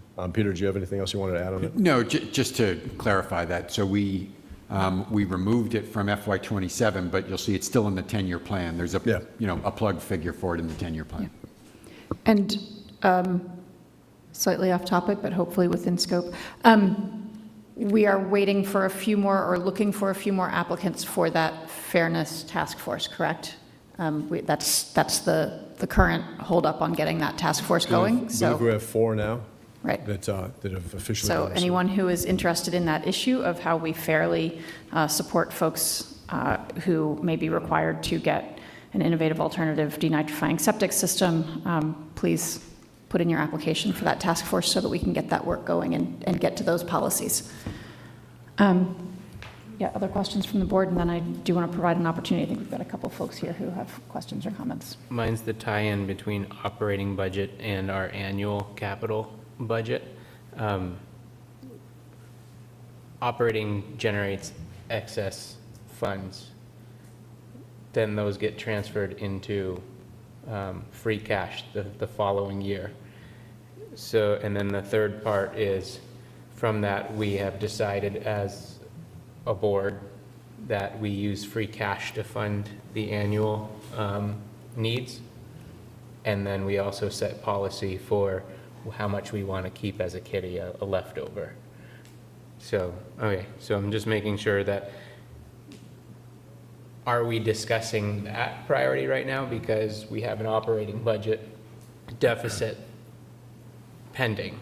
So in future years, it's going to get pretty big. Should this body be thinking about closing our operating budget with the excess revenue that comes in instead of letting it go over to free cash? How do we, how do we have that discussion? Because then that would be one less override that we go to the town for. Because right now, as projected, we are transmitting this budget, this annual budget, over to the FinCom. I'm not sure that says we have given it our blessing to say, absolutely, we agree with everything, when we haven't had that workshop. But then I think at a higher level, I don't know what the appetite is for us to go to the town over and over again, not only for for the CapEx, which you've outlined here quite well. It's going to be $1 billion before we know it, but also go into operating budget. So do you have a sense of where, again, I'm only a year into this, year and change, where we have that discussion? I think it needs to be had relatively soon. And we talked about having additional workshops through the chair beginning, I think, as early as next month in August. I'm not proposing that we can certainly put that together. It's a great question. I don't have a great answer for you tonight about when. The sooner we have that discussion, the better, because you're right. We're projecting over that 5-year 1.8 million in FY '28, right? I'm confident that we can likely close that. I don't think that's, but going forward, unless we do close that, that just compounds over the next 4 years and going forward. So we need to have that, that discussion about, looking at, how can we generate additional revenues? How can we control spending, quite frankly? This list of 10 years of capital projects is a huge list, $880 million. I think I can confidently say that for this FY '27 budget, we're down to the needs and not wants. Can I say that confidently looking over the 10-year plan? No, I can't. Yeah. We need to have that discussion about really sifting through that and identifying the critical needs. And I think to add on to that, looking at what the options are, but also the pros and cons, because if we do it, let's just say that way of closing the operational budget, it comes with cons. It comes with pros, it comes with cons. But having that discussion as a group, I think, is extremely important, because we do vote, we do review the two budgets kind of separately, but they're very much integrated, and I think we need to be on par with that, which leads to a second question, which is, in August, we're also talking about our annual fiscal policy, and last year we had some red lines that changed some of the semantics of the things, but it wasn't a substantive strategic aim change, the way it had been in previous years, where we knew we needed to hire more police, or we knew we needed to recruit and retain, and we've been doing excellent at that in regards to benchmarking and whatnot. So from your perspective, how should we change the fiscal policy, with just your thinking cap right now for, August? Because if we have to vote on it again in August or think about it, we should all kind of be thinking about what are we aiming at, so we're all on the same page. Well, I mentioned one element that, we've applied for this FY '27 proposed capital budget, and that's the $3 million reserve, holding that out. That caused a ripple effect, and you saw the deferrals and eliminations. And that was not an all-inclusive list, but I think it pretty much captured most of the requests that were not funded or deferred. So having that discussion, because right now that's not, to my recollection, that's not in the fiscal policy.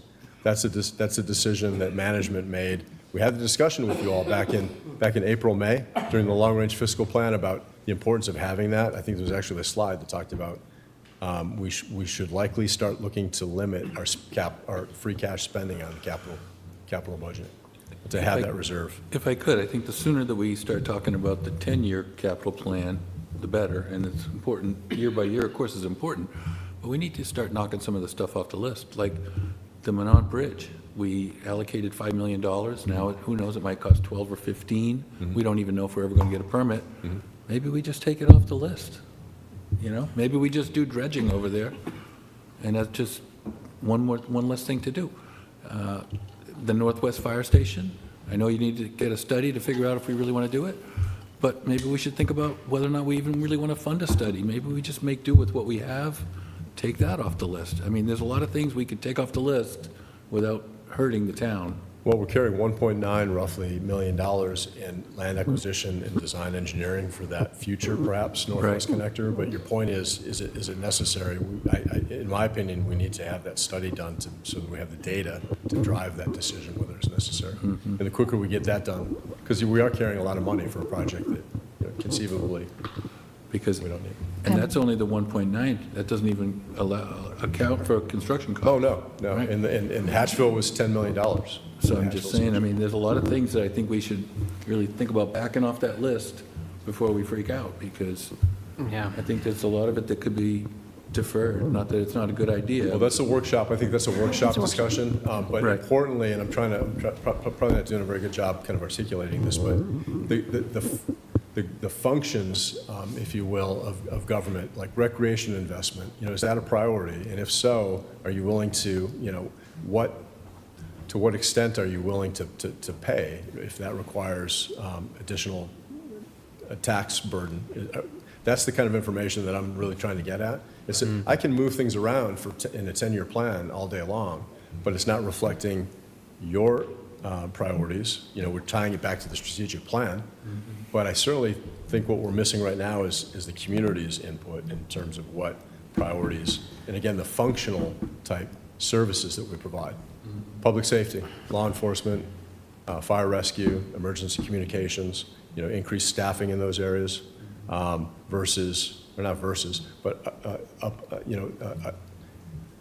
juxtaposed to recreational improvements and additional fields. Definitely, but some of the stuff we need to pare down first, and then we can say, now comes our wish list. We know we need more fields. We've already been told how far we are behind. But that's, once we pare down what we maybe don't really need, then put in what people really want, and then put a price tag on it and say, this is what an override would look like to really make this town function long-term. And That then- needs to, I think, in my opinion, that needs to be the topic of a single workshop where we discuss that and just that in terms of going through the 10-year plan and identifying those things that should be priorities and those Right, things. I think that's our first thing to do. Okay, I want to, yep, and we are working on putting that workshop on the calendar, and we will have additional discussion time at our next meeting. I know we have a couple of folks who have stuck around for this discussion. Are there comments for this evening's discussion on the capital plan? Can I ask a couple questions? Yes. So what was our capital spend for the last 3 years? Could you just say your name first? Art Gutsch, East Falmouth. Yeah, Peter, do you have those figures in front of you? I want to say, well, capital spend, FY '26, the entire voted capital plan was about $26.4 million. So we're going from 26 to almost 100 million. We are, 104 million proposed. And continue that. Well, if you look at the 10-year plan, I don't know if you have a copy of that. I do have it, yeah. Yeah, so some. It's almost $1 billion over 10 years, yeah. Yeah, and again, for this FY '27 budget, there's large capital projects that are causing that spike from 26 last year to 104 million. Right. We talked about the library, the police station, and the outfall project. Yeah, okay. So we just didn't spend all of a sudden this, I mean, so I have a lot of questions, but so obviously huge increase in needs. But as you guys are talking about, maybe some of those things go away, but it just seems like the spend has just gone through the roof. Yeah, so I can, and I appreciate the questions. I can talk about, and I mentioned that 2 years ago, we received funding for the comprehensive building condition study. And in my opinion, I've only been here for 3 years, but I noticed immediately that there's not enough attention on the preventative maintenance, and it's resulted over the years in degradation of a lot of our facilities. So that $10 million over the next 5 years is part of that study, and that's part of that increase in spending. Right, it happens in a lot of towns. So I would recommend, and I'm glad it came up tonight, that the master plan or comprehensive plan, I'm not sure why you took that out. I mean, you've got an $81 million, $100 million budget and 200 grand. You're going to wait till mid next year to do that? I don't know why you do that. Yeah, so we're trying to limit the use of free cash, and $200,000. But all of the decisions that the select board makes has to flow from that plan. I don't necessarily agree with that. Well, not all the decisions, but a lot of the bigger decisions are going to come from the community, which that plan is built on. So it's, right, I mean, even you were saying that, right? I mean, so. Oh, yeah, I'm not just wondering disputing why the you would value take of that out of the budget, though, because I think it's required to be done. No? Peter's saying no. It's a good policy to do, but yeah. Yeah, because it makes you think about what's required in the town, and then things trickle down from there. And you get the input from the town, what they want, what their vision is for the town, what the town should look like. All the decisions you're making tonight, you can look to that and say, well, the people really didn't want that kind of. If I could be clear, and again, I appreciate the comment, but if I could be clear, and Peter, correct me if I'm wrong, I mean, we are pursuing grant funding for that, for the LCP.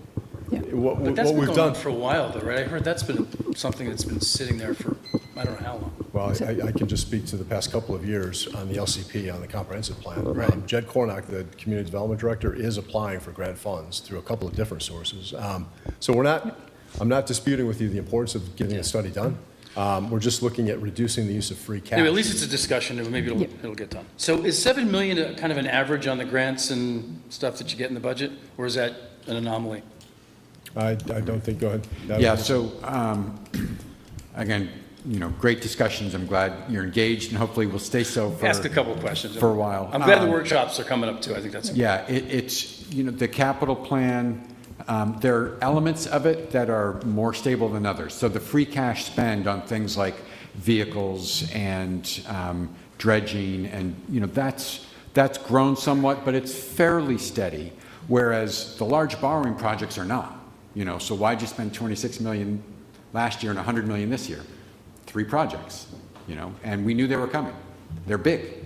And the same with grants. We don't normally get a $7 million grant for a library, but we did this. Right, so that was an anomaly. Yeah. So in the 26 million, what was it the 2 years before that, the capitals? It was in that range. It might have been a little less. It might have been 22 million, 20 million. Yeah, I could ask a lot of questions. I'm glad the workshops are coming. I think that's going to be great, and I'll hopefully participate. So. Just so you know, the police station has been in need of being replaced for a long time. That's something we probably should have started planning a long time ago.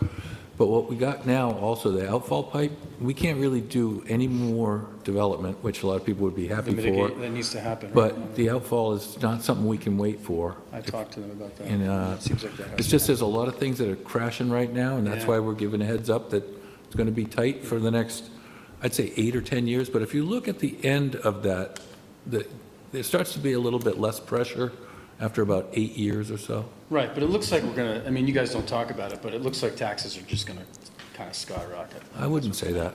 No. We're working on We're making sure working to that that's figure not that the out. way that it happens. Because that's one of the nice things about Falmouth, low taxes. Yeah, it's been nice for a long time, but you know what? We've kind of been turning a blind eye to the needs of what we really should be paying. Yeah. We've also not been really having a fully staffed police or fire department. Yeah. And now we're coming to the reality of what it takes to really run this town correctly. Yeah.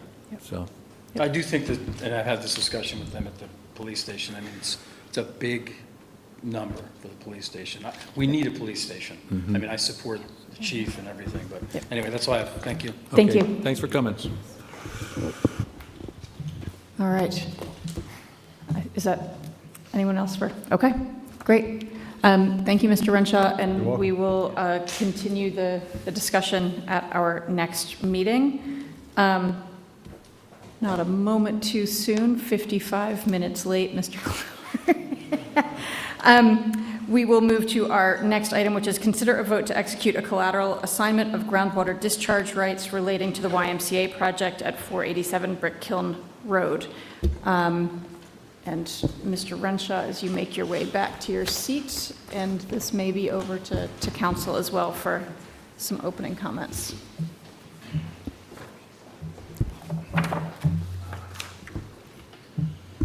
I sure will. Madam Chair, Select Board, the town, as you recall, already issued various approvals related to the YMCA project at 487 Brick Hill Road. As part of the project, town granted the YMCA, as you may recall, an assignment of groundwater discharge rights. The YMCA builders are obtaining financing as we speak. Financing lender has requested the town execute this collateral assignment of groundwater discharge rights, which would then allow the lender to fully secure the YMCA project. And Mr. Clower is here to give us more details. Yep, thank you very much, Mr. Renshaw. Madam Chair, members of the board, for the record, Kevin Clower. Before you representing the YMCA, I'm joined tonight by Stacy Pugh, who is the president, and Marius DeHellian, who is actually our loan officer from TD Bank. As Mr. Renshaw noted, we are in the process of securing financing for the balance of the construction costs. I don't know if you've been by the site lately, but they've actually started raising the structural steel. It's happening, and it's happening relatively quickly, but it turns out that's very expensive. So they are securing financing to finish the estimated cost here. And the bank would like an assignment of the groundwater discharge because the project hinges on that in many ways. So what we're before you tonight is just asking for an assent to that assignment, which is a standard practice in any construction loan document package, that there be an assignment of licenses and permits and plans and approvals. Yours just happens to say that it can't be assigned without your say-so. So we are here requesting that. I think we already voted this. We just need to finalize it here. Is that, am I right? We're being asked to agree to this assignment of these rights, which we gave the YMCA. And maybe you can help me, but I wasn't aware that the Y was looking for construction financing. Everything I've seen was your capital campaign, your cost, you've reached it, and I'm just, curious for the project going forward. I wasn't aware there was going to be construction financing. Yeah. Good evening, Stacy Pugh, President and CEO of the YMCA Cape Cod. Thank you for the question, Bob. It is bridge financing. So while we are collecting on campaign pledges that have been made over time periods, 3 years, 5 years, et cetera, and each year, as people make their gifts, those gifts extend out 3 years forward, 5 years forward.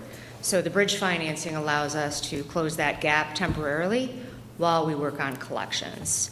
We are at $36.2 million raised to date, so 6.3 to go, and going very strong. Yeah, wonderful. Awesome. So within that 36 million are pledges that have not been fulfilled or will be fulfilled over the next, like my own, over the next 3 to 5 years. Exactly, exactly. Spacing out those tax credits, huh?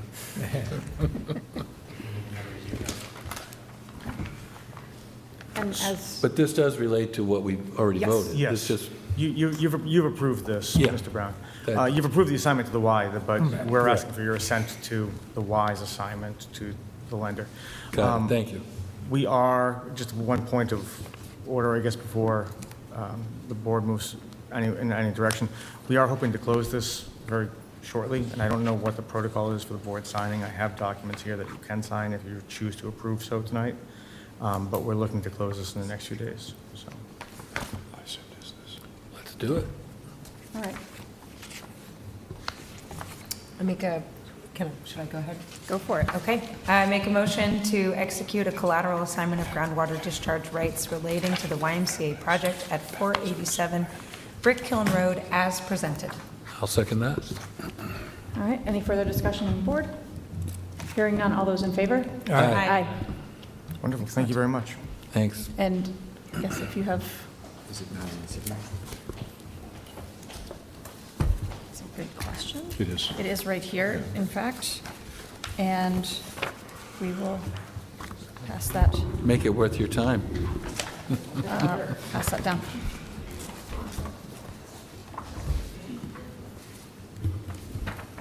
Okay. Excellent. Okay. While folks are signing, we will start to move on to the next item, which is a first review of proposed articles for the October 2026 town meeting. Thank you, Madam Chair. Included in your packet tonight is a copy of the proposed warrants containing the 23 current articles. This is a first reading of the proposed town meeting articles for the October 2026 town meeting. In some instances, the articles have not yet been fully drafted, and the draft warrant attached includes only a very brief, cursory explanation of the intent of the articles. I'm sorry, Mr. Renshaw, just before, I just want to ensure that, since we just signed that, and that copy is leaving with Mr. Clower, I believe, I would assume that we need a copy of that? Okay, excellent. Just want to make sure that we're on the right track. Thank you. Sorry, Mr. Renshaw, continue. Getting away. Town staff, in preparation for tonight, have identified 23 potential articles for the annual town meeting, which I mentioned is scheduled for October 26th. Many of these articles are very standard. You've seen them before. Recurring articles, financial articles, including several articles providing for capital improvements. Dollar amounts and project details are not yet included in the text of the articles, but rather are included in the recommendations for the articles, which are submitted and voted by the respective boards and committees after the select board votes to execute the town meeting warrants on August 17th. We're scheduled, I think you have a copy of the town meeting calendar in your packets as well. So August 17th is that date where the select board will be voting the articles and executing the warrant. The warrants, as it's drafted currently, includes 4 proposed general bylaw amendments, 4 zoning amendments, and appropriation of funds for construction of a new East Falmouth library, among other articles. 2 of the articles are shown in italics to indicate there's still a question as to whether they will be recommended by staff. One is for the town position classification plan. It's not yet been fully decided or determined whether my office is going to be recommending any changes in pay grade or new positions to be added to the classification plan. The other article in italicized font is an article submitted by the Freshwater Pond Advisory Committee, which Town Council has reviewed and does not recommend for reasons that are identified in the explanation of that specific article. It's Article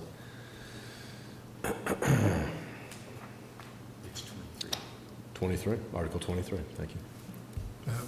I think we've all received correspondence this afternoon from Mr. Comart with respect to Article 23 and his reasoning for believing that it's something that should be included. So we'll have to take a further look at that. Can I ask the reason for, or the difference between authorized acceptance of public way and easement in Bigelow Landing and then the number 21, accept Bigelow Landing as a public way? Is that? I added proposed article number 15. It looks like 21 was added later, but the one that I added, there are two parts to accepting a public way. The town meeting has to vote to accept the way, but there's also an easement that needs to be conveyed in the land. So I think that 21 is, it's superfluous. Okay, so, yeah, okay. That was the question. Is all the engineering done and figured out for that? Did they put an application in with all the engineering? That's all in the process. It's being done as we speak. And then the other two that I had some questions on are 13 and 14 with regard to Clinton Avenue. Yes. So we were, DPW and Town Council were approached probably a year and a half ago by the owners of 227 Clinton Ave. They wanted to put some wastewater infrastructure underneath the street. That area is I'm sure you're all familiar with it. It's a part of the very end of Clinton Ave, just before the harbor. And as a rule, it's not a great idea to put permanent infrastructure underneath town property. They wanted to get a license to do that. Licenses are meant to be temporary, whereas you would hope that the wastewater infrastructure would be permanent.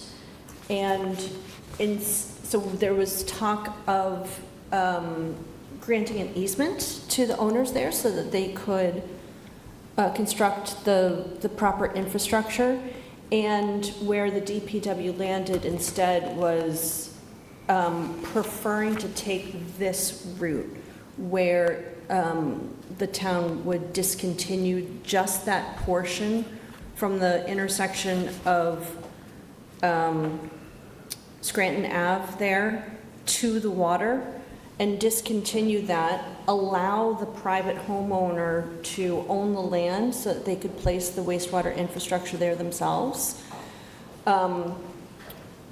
working in concert with the DPW, because we have our own water line there as well, and a drainage easement. And then in return for discontinuing the land and allowing them to own the land so they could put the infrastructure in, the owner would grant back to the town the drainage easement, water easement, parking easement for a couple of parking spaces at the end of that road, and also maintenance access for the seawall easement. And this is infrastructure for a sewer line? For some, I don't know the details of what the infrastructure is, but I think it's a IA system. Okay. And we already have a fertilizer bylaw, so this must be enhancing it, I guess? This has to do with notification and different types of fertilizer, retailers indicating signage and so forth. This is different than our bylaw. Okay. I actually wanted to, so my notes to myself, based on then what town council put in for Article 23 was, so we already have permission to do this, question mark, was my interpret. So essentially, unless I misunderstood, the state of Massachusetts has already given us the ability to. No. Okay. No, there's a regulation that allows the state to require those laws.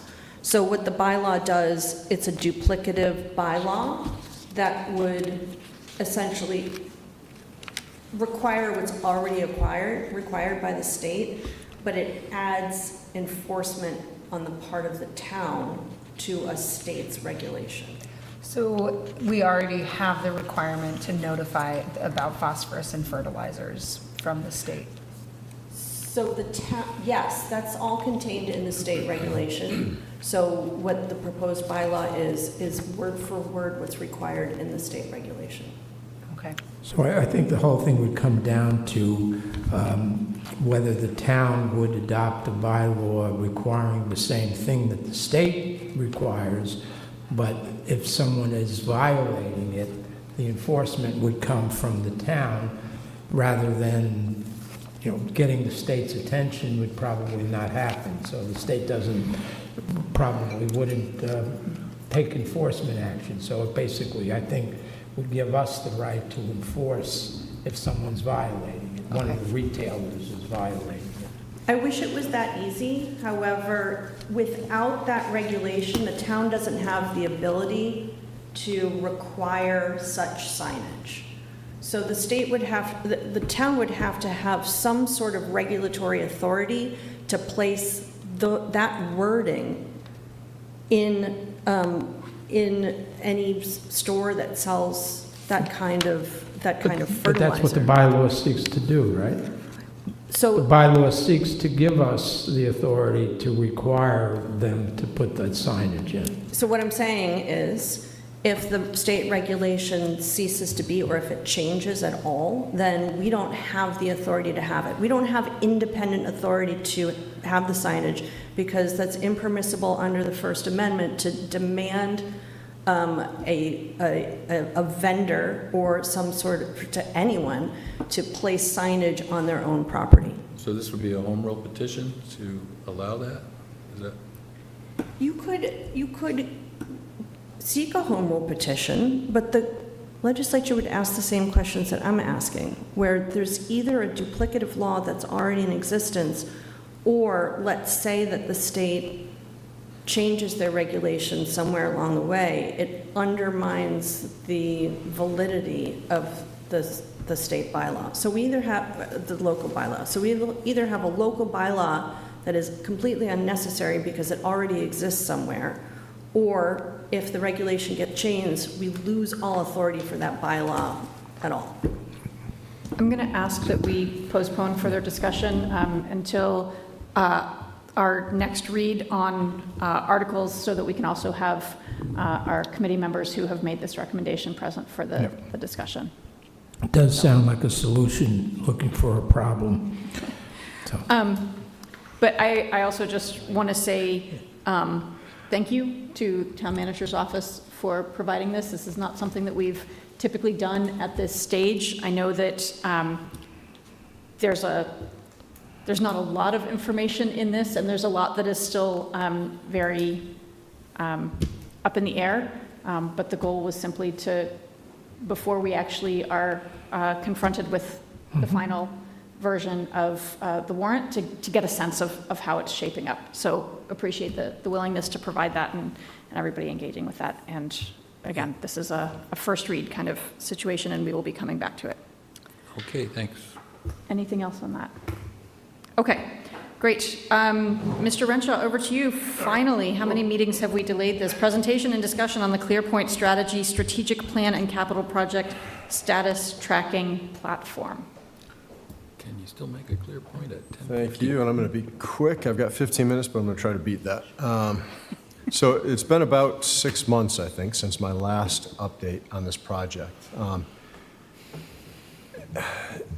And I'm just going to give a brief overview for those. Select Board Member Klein, I don't think you were here for the last presentation on this. So recognizing the need for a platform that's going to provide the ability for management and the Select Board to monitor both the status of capital projects as well as tracking those projects, the progress of those projects towards accomplishing the goals and objectives of the strategic plan, My office began working with each of the department managers to establish a list of key performance indicators, or KPIs. Just by show of hands, in the private sector, nonprofit, or public sector, anybody on the select board with experience working with KPIs? And okay, it's a powerful tool. Peter Drucker was a 20th century businessman and kind of a sociologist, liked to examine successful businesses, and he made a comment that kind of sticks in my mind. What gets measured gets done. And I kind of expand on that. It gets done more efficiently and more effectively too. So the whole goal of this performance measurement initiative 2 years ago, when it was launched, was to provide a platform that's going to allow us to measure these through the use of these metrics, or KPIs, that are tied to one or more of the 7 strategic priorities identified in the strategic plan. We received through town meeting appropriation $25,000. And in March of '24, yes, it's been a 2-year saga that I think we're closing in on the finish line now. The departments, prior to Peter and I discussing this, had no experience working with metrics and trying to tie those to the strategic plan. In fact, what we found is that a lot of the department heads really had no working knowledge or knowledge at all of this strategic plan. So if nothing else, over the past 24 months, the department heads and the division heads that are now responsible for entering data, these KPI metrics, are very much connected to the Select Board's strategic plan. So we evaluated multiple platforms. I've done this in other agencies that I've worked in. We opted for ClearPoint Strategy, and there's a link there to their webpage. It's not important right now. It has this particular platform is very robust. Some might argue maybe a little bit too robust, too many bells and whistles, because it has been complex implementation. But again, I think we're nearing the finish line. Setup and configuration early on began in April of '24, as I just mentioned, and I really believe we're in what I'll call the final phase of the build-out of the Town of Falmouth Performance Measurement Plan. Departments are currently, as we speak, entering their data, their refresh data, through Q3, Q3, which ended in March, and I'm hoping at our next presentation, because they're literally the department heads that are missing data entries, which you'll see there's some gaps right now, are literally working on including that data in their data sets. Again, as I mentioned 6 months ago, the ultimate goal of the program is to provide the Select Board with a tool, and management with a tool, to measure progress towards achieving the goals and objectives in the strategic plan. My ultimate vision using this platform is to every 3 months, every quarter, have a presentation to the Select Board and allow you to ask questions of why we're falling behind and lagging in achieving this particular goal or this particular objective of the plan. And if it's a resource issue, perhaps identifying some additional resources that can be brought to bear. I use the analogy, it's decades old now, but the New York City Police Department back in the 80s used ComStat, they called it, where they would basically have these periodic meetings with the command staff of the NYPD, and it would be intense, but the ultimate goal again is to identify resources and identify ways that we can move towards these goals and objectives. So, with all that, what I'm going to do is show you first kind of the back end of the system. Through these links. And this is kind of the page that appears as departments are entering the information. I'm going to click first and go into the initiatives or projects section.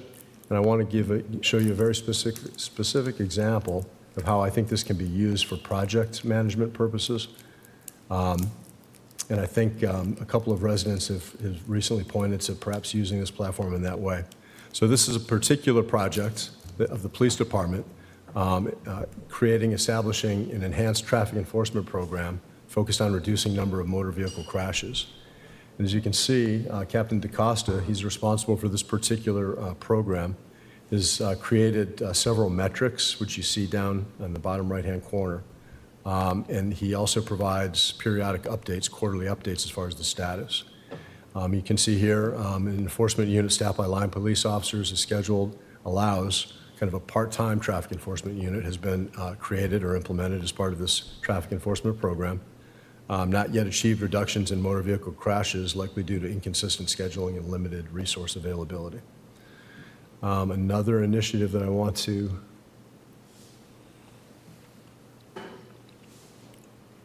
this is just another PD looking at response times. Not fully built out yet. Captain DaCosta is still working on that particular data set for the response times and crime rates, but this will be another way that we can monitor that particular metric of, or project, I should say, of conducting a staffing study. I want to show you real quickly, I'm going to try to find the best example I can. Again, this is an HR measure, and Susan Lumping, our HR director, has done a great job, her and her staff, in providing routine status updates. This particular measure that we're looking at, this graph, let me just come down to.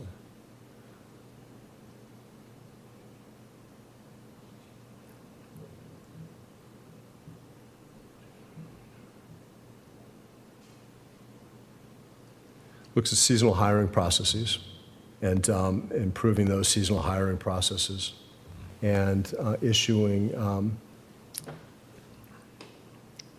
reference checks within 1 business day is a metric that Susan Lumping is tracking now. But as you can see, we're adding as we go in the system.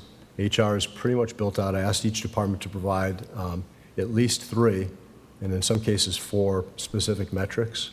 And again, we're tying these back to specific measures and or specific key performance, key focus areas of the strategic plan. In this particular instance, most of the human resources metrics are in regards to the organizational effectiveness, a key focus area in the strategic plan. I want to, as I don't have a whole lot of time, I want to back out of this particular section and show you the latest, most recent phase, I'll call it, of the program. And I think this is going to be probably the most powerful, and it's going to be something that we utilize during those quarterly presentations. Again, public-facing dashboard. The site is basically still kind of a work in progress, but working with our vendor, ClearPoint Strategies, we built this out. And again, bear with me because the departments are still adding data. But what I want to do is, let's see, go into health and public safety. So looking at the health and public safety, and again, these measures reflect data as of fourth quarter. Not all of these have been inputted. This is a particular metric from Fire Rescue Department. One of the metrics that Chief Lewis is going to be tracking is minimum daily on-duty personnel. We're trying to arrive at a particular target. In this case, it's 20 per day. He's just recently created this metric, so there's not a whole lot of historical data associated with it.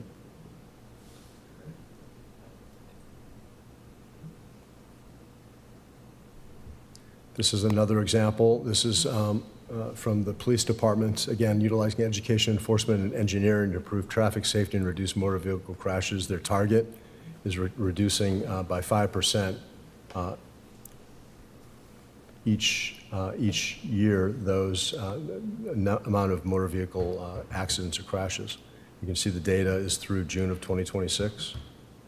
And again, it provides an opportunity for the departments or those that are responsible for the data, for the metric, to add status updates and next steps, challenges, barriers, which I think is important so we can recognize if it's a resource allocation issue to become more, to be able to achieve those goals and objectives if it's additional resources are required, kind of identifying what those challenges and weak spots are. There's no limit to those challenges. There, you see some themes. If I had time, I could go through. You see some definite themes. A lot of it right now, a lot of the departments still are challenged with staffing. You know, PD, probably not one of those, but certainly I can speak to HR. They are currently, in particular with seasonal hires, they get swamped during those periods between beaches and recreation. Those two divisions alone swamp HR with regards to seasonal processing, the seasonal employees that we have and we rely on. But again, we're building this out. I just wanted to give kind of an update as far as where we're at. I think it's going to be a valuable tool. It's not real pretty in its current state, but you can see the potential, I hope, in having a platform like this. I was going to give examples of other communities that I've worked with and and some that I haven't that the vendor provided, but I just wanted to see tonight kind of where we're at with this process. Any questions? Yeah.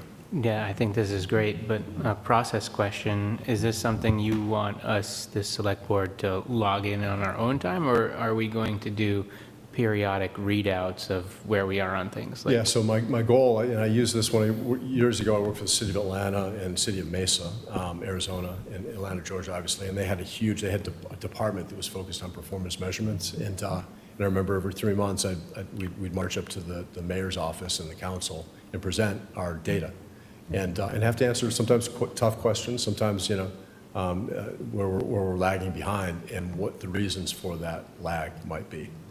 If it's resource allocation, if it's just, whatever that might be. So to answer your question, every 3 months, my vision is that staff and I present this information in it could be a workshop, could be a regular meeting, but routinely present the information to keep the select board in the community, because this is a public-facing dashboard, kind of up to date on where we're at with all these projects. And I think the value of this tool is it allows kind of both that project tracking through the Gantt charts, kind of percentage complete, as well as the more detailed key performance indicator kind of drill down.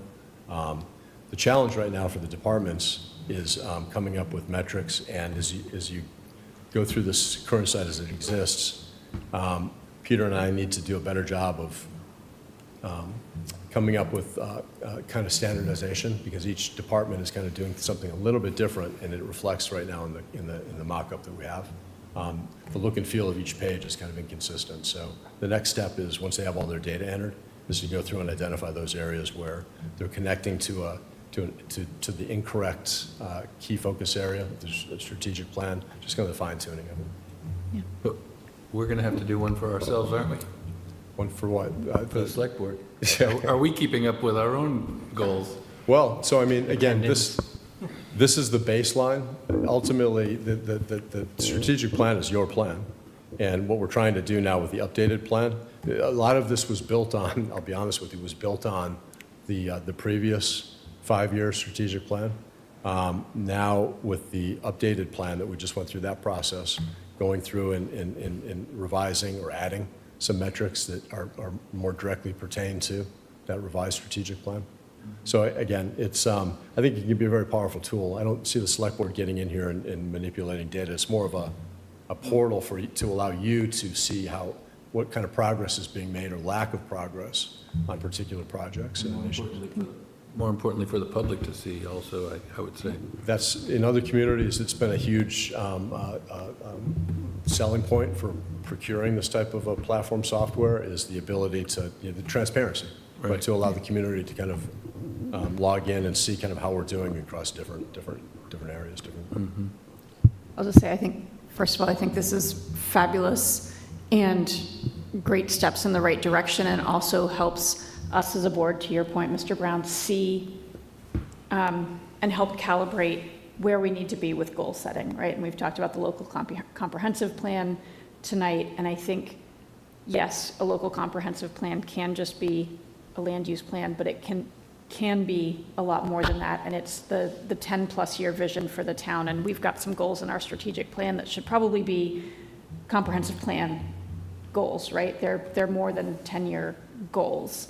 And then we've got a 5-year strategic plan that we need to be thinking about as a select board. What are the policies and the big steps and the big projects that need to be implemented in 5 years to get us there? And then we've got this kind of tool that, my experience with these kind of tools and KPIs is, one of the challenges is the strategic plan is typically going to address what is new, additional, what have you, on top of routine operations. And this should probably reflect a combination of that, especially, well, for both the select board and for the public as a whole, right? To just gauge how we're doing on the services that we provide on an ongoing basis, as well as how we're progressing with enhancements in services and additional projects, but being able to really track that at those different levels of kind of annual and less than annual metrics, 1 to 5 year goals in the strategic plan and then that longer range vision in our Yeah, the way I've always comprehensive looked at this is kind of a wrench to allow us to make kind of periodic adjustments as we go. So at the end of the year, we're not sitting there looking at each other asking why we haven't reached the goals and objectives. We're allowed to kind of make minor adjustments along the way. So yeah, the framework is all here. It's not exactly where we want it to be, but it was important for me to get this presentation out to you. It's just as an update. And I think over the next, let's say, couple of months, we should be just about where we need to be in terms of the data entry. And then we can start making additions to the KPIs, adding additional projects so we can track the project status. So I'm sure it must be more work for staff. Once it gets organized, though, will be any efficiency that they can appreciate? Yeah, so one of the huge benefits I've seen in other communities, and again, myself as a department head years ago,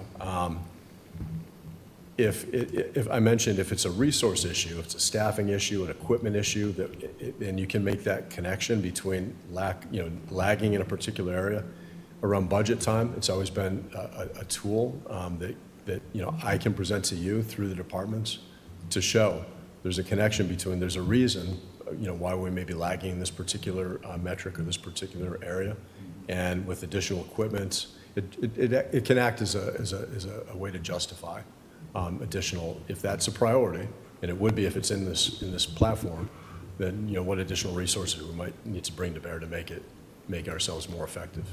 What I'm also wondering, though, is does it take the place of some quarterly report that they would have otherwise had to do? Yeah. So no, because we're not really requiring that right now. Some of this, although it's not duplicate entry, but some of the departments, like I'm thinking, or divisions, senior services, Jill Bishop has a lot of reporting requirements right through Commission on Aging. And there's probably some other examples where it's not a huge lift because they're already gathering that data and that information and sending it out to a different source. I don't see it eliminating a lot of reporting because really, the monthly departmental reports that you get, that's really the only reporting component, but it's not really metric tied, right? Data tied. It's more about just anecdotal. IT has been tracking through that monthly departmental report a lot of the same metrics that IT is tracking in this platform. So we're asking them to do a little bit more, but it's got a benefit. Yeah, and again, making sure that people are at other places I've been, and I use the NYPD example, that was used as a hammer in terms of, if you're not making your numbers, then it's going to be used against you. Peter and I were very clear when we implemented this 2 years ago that it's a wrench, right? To make adjustments is not a hammer. That's the metaphor that I'm going to use, and that's been pretty successful because a lot of times you get that concern that, if I don't make my numbers, town manager is going to, there's going to be, I'm going to get dinged for not making my numbers or not making my, lagging behind. It's really a management tool to identify before it gets too late, to identify things that we might be able to do differently to kind of bring ourselves in alignment. Sounds good. Thanks. Thank you. Sorry that was a little longer than I wanted to be, but thank you. Well, I think, last but not least, and that's a nice segue, process for town manager's annual evaluation. What you have in your packets is what we've done before. I'm not proposing any change to the process, just this evening wanted to get everybady's eyes on what that has been before and align on a timeline. I think the one addition that Mr. Renshaw has requested, which I think is an excellent one, is that we actually, after we do the backward-looking, the evaluation of the past year, that we actually go through an exercise together in setting his goals for the coming year. That's not something that we've done. It's a missing component of your time here in Falmouth to date, so that will be an addition. But I know the first step is getting your self-evaluation, and so I guess. Working on that now. What do you think is a realistic timeline for when we would have that? So I've been working on that, and I anticipate having it done for the 17th, August 17th, okay. Yeah, if that's adequate for the board. And then you're proposing to utilize the same evaluation instrument, that scoring matrix, okay? Yes. So then, for board members to have your input, your individual evaluations submitted. If that's August 17th, we have the town manager's self-evaluation within 2 weeks, and then there's a collation that needs to happen, so it would be a month later, 2 meetings later, realistically, to have the compiled evaluation, if that works for board members. We can be compiling notes in advance and, kind of getting our heads around it. We don't really have to wait till self-evaluation, but we'll use our own stuff and balance it with the self-evaluation, so we don't have to be too far behind. I appreciate the amount of time that's involved in these. I do, and I think the goal-setting exercise is going to be hugely important. I've been using the strategic plan, to be honest with you, the past few years, and using that as kind of setting my own goals, but having a consensus of the board as far as what those goals are for the upcoming year is going to be really valuable. So I just have a question. Factors 9, 10, and 11, I don't know that we have any intel into those. That's work relationships, staff development and training, and personnel practices. So I was not part of the overall review last year, so I saw the end result that we put forth. But how do you get the input? Sometimes it doesn't really apply, and you just write that in and say, in my perspective, I don't feel like I have enough information on this one, but here's my take on from what I see from my vantage point, kind of. Okay. That's all you can really do. Because these are standardized, so yeah, it's never going to be perfect. You answered my question, because the follow-up was there a 180 that's part of this process, or a 360? 360. We haven't used that. I've done that in other places, and I'd certainly, going forward, wouldn't be opposed to that, but I haven't. Nah, That takes some time, but I think they can be very useful. Let's maybe do baby steps this year. Agreed. Yeah, I had the same question as Colin. So when would we be expecting to conclude this by?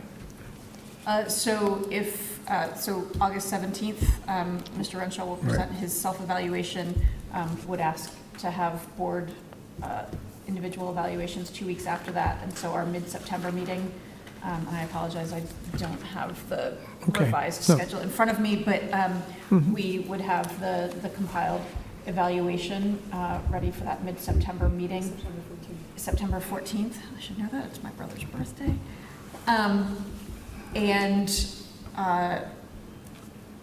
And hopefully have our goal setting, let's see what else is on the agenda, but hopefully have that goal setting conversation, because I'd like to do that sooner rather than later. Definitely. So that will be our target. All right, minutes. We have one set of minutes to approve. Any amendments? Just one correction on page 13, when it talks about the amount from the Affordable Housing Fund, this is for 545, it says between acquisition and construction is $44.5 million. So there's an extra we want to 4 make in sure there. we change that to 4.5 million, but that's the only correction I noticed. Okay. Excellent. Okay, do we have a motion to approve? So moved. Second. All right, all those in favor? Aye. Aye. Thank you. Okay, select board reports. You should have, I think, all seen in your inboxes, but I attended the last beach committee meeting, and we do have now recommendations on fees from the beach committee. They were trying to get those in good and early for for our discussion on fees.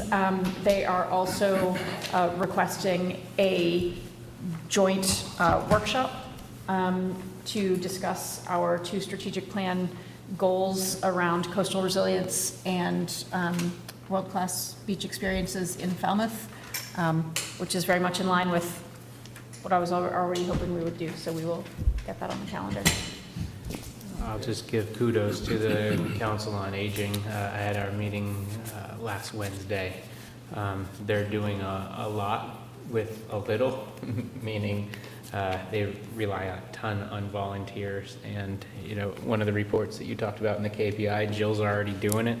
And I'm asking them to give me, after each meeting, a couple bullet points to bring back here, just so that we're aware of the things that they are either planning or items of concern. Anyone else? I've just been trying to connect with my new committees and enjoying meeting those chairs, and we'll be making an effort in the next month to attend the meeting, at least an initial meeting for each of those groups, so I can meet the other committee members. Perfect. Great. Thank you. Okay. Motion to adjourn. Second. All in favor? Aye. Thank you all. Thank you all.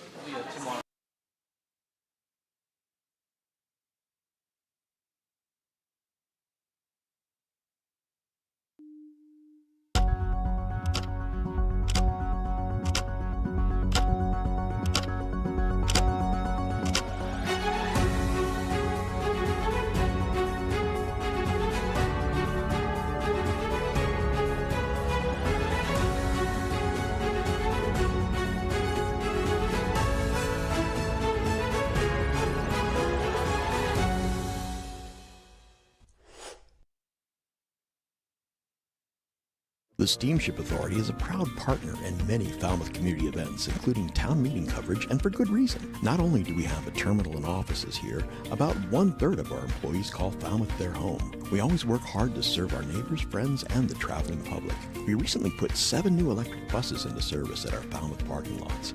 We're adding new vessels to our fleet, continuing work on our energy-efficient Woods Hole terminal buildings, and adding solar panels at our largest parking lot. At the Steamship Authority, we're serving the islands and you. Welcome to the Falmouth Chamber of Commerce.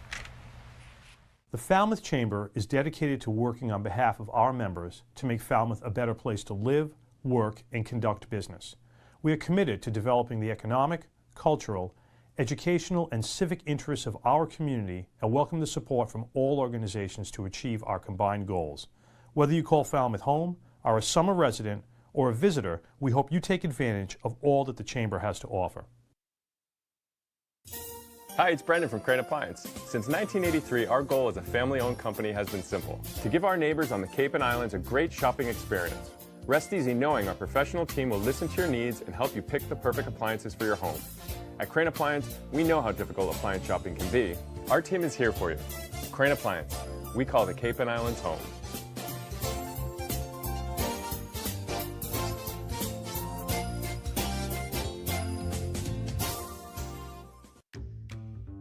Carlson Printing, 508-548-7303.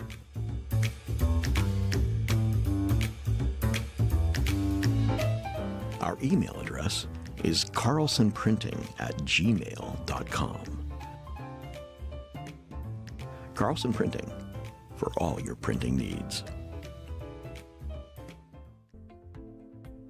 John's Liquor Store, 729 Main Street, Falmouth, 508-548-2287.